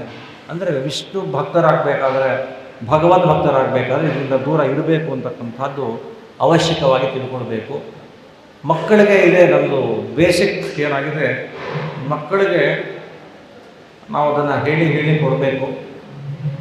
ಇವತ್ತಿನ ಎಜುಕೇಷನ್ ಸಿಸ್ಟಮಲ್ಲಿ ನಮ್ಮ ಮಕ್ಕಳಿಗೆ ನಾವು ನಮ್ಮ ಸಂಸ್ಕೃತಿ ಹೇಳಲಿಕ್ಕೆ ಆಗ್ತಾಯಿಲ್ಲ. ನಮಗೆಲ್ಲ SLCವರೆಗೂ ಒಂದು ಸಬ್ಜೆಕ್ಟು ಮಾರಲ್ ಸೈನ್ಸ್ ಅಂತ ಇತ್ತು, ನೀತಿ ಒಂದು ಸಬ್ಜೆಕ್ಟು. ಎಕ್ಸಾಮ್ ಇರಲಿಲ್ಲ ಅಂತ ಇಟ್ಕೊಳ್ಳಿ, ಎಕ್ಸಾಮ್ ಇಲ್ಲದೆ ಹೋದರು 1ನೇ ಕ್ಲಾಸಿಂದ 7ನೇವರೆಗೂ ಒಬ್ಬರು ಟೀಚರ್ ಯಾರೋ ಬಂದು ಮಾರಲ್ ಸೈನ್ಸ್ ಅಂತ ಕರಿತೀವಿ. ಇವತ್ತು ಮಾರಾಲಿಟಿ ಅಂದರೆ ಏನು ಅಂತಾರೆ ಗೊತ್ತಿಲ್ಲ, ಆ ಸಬ್ಜೆಕ್ಟೇ ತೆಗೆದುಹಾಕ್ಬಿಟ್ಟಿದ್ದಾರೆ. ಮಾರಲ್ ಸೈನ್ಸ್ ಇಲ್ಲ ಮಕ್ಕಳಿಗೆ. ಇದ್ರ ಮೇಲೆ ನಾವು ಇಲ್ಲಿ ಹಿಂದೂ ಬಗ್ಗೆ ಹೇಳೋಂಗಿಲ್ಲ, ಎಂತೀವಿ ಅದಕ್ಕೆ, ಎಲ್ಲ ಜಾತಿ ಹೇಳಬೇಕು ಅಂತಿದ್ದರು. ಒಟ್ಟಲ್ಲಿ ಆ ನಮ್ಮ ಹಿಂದುತ್ವವನ್ನು ಉಳಿಸ್ಲಿಕ್ಕೆ ಮನೆಯಲ್ಲೇ ನಾವು ಹೇಳ್ಕೊಡ್ಬೇಕು ಮಕ್ಕಳಿಗೆ. ಈ ಎಜುಕೇಷನಿಂದ ನಾವು ಅದು ಎಕ್ಸ್ಪೆಕ್ಟ್ ಮಾಡೋಕ್ಕಾಗ್ತಿಲ್ಲ. ಕಂಪಲ್ಸರಿ ಮಕ್ಕಳಿಗೆ ಅದನ್ನು ನಾವು ಹೇಳಬೇಕಾಗಿತ್ತು. ಹೀಗೆಲ್ಲ ಹೇಳ್ಕೊಂಡು ಬಂದರು. ಇನ್ನು ಮುಂದೆ ಹೇಳ್ತಾ ಹೋಗ್ತಾರೆ ಅನೇಕ ವಿಚಾರಗಳು. ಪರೀಕ್ಷಿತರಾದರೂ ಈ ಭಾಗವತದಲ್ಲಿ ಶುಕಾಚಾರ್ಯರಿಗೆ ಸುಮಾರು 100 ಪ್ರಶ್ನೆಗಳನ್ನು ಕೇಳ್ತಾರೆ. ಆ 100 ಪ್ರಶ್ನೆಗಳಿಗೆ ಶುಕಾಚಾರ್ಯ ಹೇಳಿದ ಉತ್ತರವೇ ಶ್ರೀಮದ್ ಭಾಗವತ. ಅಂದರೆ ಯಾರು ವಿದ್ಯಾರ್ಥಿಗಳು ಪ್ರಶ್ನೆ ಕೇಳಬೇಕು, ಗುರುಗಳು ಉತ್ತರ ಹೇಳಬೇಕು. ಕೇಳೋರಿಗೆ ಇಂಟ್ರೆಸ್ಟ್ ಇದ್ದರೆ ಹೇಳಬೇಕು, ಕೇಳೋರಿಗೆ ಇಂಟ್ರೆಸ್ಟ್ ಇಲ್ಲ ಅಂದರೆ ಹೇಳಬಾರ್ದು ಅಂತಲೇ ಈ ಎಲ್ಲ ಪುರಾಣಗಳು ಪ್ರಶ್ನೋತ್ತರ ಉತ್ತರವನ್ನು ಹೇಳ್ತಾ ಹೋಗ್ತಾ ಇದ್ದಾರೆ. ಇವತ್ತು ಶುಕಾಚಾರ್ಯರು ಹೇಳ್ತಾ ದ್ವಿತೀಯ ಸ್ಕಂದದಲ್ಲಿ ಶ್ರೋತವ್ಯಾನಿ ಇಹ ರಾಜೇಂದ್ರ ನೃಣಾಂ ಸಂತಿ ಸಹಸ್ರಶಃ ಅಪಶ್ಯತಮ ಆತ್ಮಾತತ್ವಂ ಗೃಹೇಶು ಗೃಹಮೇದಿನಾಂ. ಇವತ್ತಿನ ಗೃಹಸ್ಥರು ಅಂದರೆ ಮನೆಯಲ್ಲಿರ್ತಕ್ಕಂಥವರು ಬರೀ ಭೌತಿಕ ವಿಷಯದಲ್ಲೇ ನಾವು ಮುಳುಗಿ ಹೋಗ್ಬಿಟ್ಟಿದ್ದೀವಿ. ಅಂದರೆ ಹಣ ಸಂಪಾದನೆ ಮಾಡೋದು, ಮನೆ ಕಟ್ಟೋದು, ಮಕ್ಕಳ ಮದುವೆ ಮಾಡೋದು, ವಾಹನ ತಗೊಳ್ಳೋದು, ಸೈಟ್ ಇದರೇ ಹೊರತು ದೇವರ ಬಗ್ಗೆ ಚಿಂತನೆ ಮಾಡಲಿಕ್ಕೆ ನಾವು ಸಮಯವೇ ಇಲ್ಲ. ರಿಟೈರ್ಡ್ ಆದಮೇಲೆ ಕೆಲವರು ಮಾಡ್ತಾರೆ, ರಿಟೈರ್ಡ್ ಆಗೋವರೆಗೂ ಬದುಕಿದ್ರೆ. ನನ್ನ ಲೈಫಲ್ಲಿ ಎಷ್ಟೋ ಜನ ನನ್ನ ಕ್ಲಾಸ್ಮೇಟ್ಸು ಬಿಫೋರ್ ರಿಟೈರ್ಮೆಂಟೇ ಹೋಗ್ಬಿಟ್ಟಿದ್ದಾರೆ ಪಾಪ. So by the time we get retired, ನಮ್ಮ ಕಿವಿ ರಿಟೈರ್ಡ್ ಆಗಿರುತ್ತೆ, ಕಣ್ಣು ರಿಟೈರ್ ಆಗಿರುತ್ತೆ, ಕೈ ಕಾಲೆಲ್ಲ ರಿಟೈರ್ಡ್ ಆಗಿಬಿಟ್ಟಿರುತ್ತೆ. ಸೊ ಪ್ರಹ್ಲಾದ ಅಂತ ಹೇಳ್ತಾರೆ, ಕೌಮಾರಿ ಆಚನೆ ಇತ್ತಾಗ ಬುದ್ಧಿವಂತನಾದವನು ಚಿಕ್ಕ ವಯಸ್ಸಲ್ಲೇ ಎಲ್ಲ ಚಿಂತನೆ ಮಾಡಬೇಕು, ಚಿಕ್ಕ ವಯಸ್ಸಲ್ಲೇ ದುಡ್ಡು ಸಂಪಾದನೆ ಮಾಡಬೇಕು ಅನ್ನೋ ಬುದ್ಧಿ ಬಂದಿರುತ್ತೆ ನಮಗೆ. 20 ವರ್ಷ 22 ವರ್ಷ ಹುಡುಗರಿಗೆ ಯಾವ್ಯಾವ ಕಡೆ ಏನೇನು ಥರ ಸಂಪಾದನೆ ಮಾಡ್ಬೋದು ಅಂತ. ಹಾಗೆ ಆ ಭಗವಂತನ ವಿಚಾರವೂ ಕೂಡ ನಾವು ಚಿಕ್ಕ ವಯಸ್ಸಲ್ಲಿ ಮಾಡ್ಕೊಳ್ಬೇಕು ಅಂತ ಇದೆ, ಇದನ್ನೆಲ್ಲ ಹೇಳ್ತಾರೆ. ಅದರಿಂದ ಈ ಭೌತಿಕ ವಿಷಯದಲ್ಲಿ ನಾವು ಮನಸ್ಸನ್ನು ಕಡಿಮೆ ಮಾಡಿ ಭಗವಂತನ ವಿಚಾರದಲ್ಲಿ ಮನಸ್ಸನ್ನು ಹಾಕಬೇಕು. ಲೈಫಲ್ಲಿ ಅರ್ಧ ಬರೀ ನಿದ್ದೆನೇ ಹೋಗ್ತಾ ಇದೆ. ನಾನು ಹೇಳ್ತಿರೋ ಎಲ್ಲ ಭಾಗದಲ್ಲಿರೋದನ್ನು ಸಂಸ್ಕೃತ ಹೇಳಕ್ಕೆ ಹೋಗ್ತಿಲ್ಲ. ಅಂದರೆ ನಮ್ಮ ಲೈಫ್ 100 years ಅಂತ ಇದ್ದರೆ ಅದರಲ್ಲಿ 50 years ನಿದ್ದೆ ಕಳೀತಾ ಇದ್ದೀವಿ ನಾವು. ಇನ್ನು ಮಿಕ್ಕಿದ್ದು ಸ್ಮಾಲ್ ಏಜ್ ಇದೆಯಲ್ಲ, ಅಪ್ ಟು 10 years ಆಟ ಆಡ್ಕೊಂಡು ಏನೋ ಗೊತ್ತಿಲ್ಲ. ಆಮೇಲೆ ಮದುವೆ ಆದಮೇಲೆ ಅದೊಂದು 10 ವರ್ಷ ಬರೀ ಮದುವೆ ಆದ ಹೊಸ ಮೂಡು ಹೊಟ್ಟೋಯ್ತು.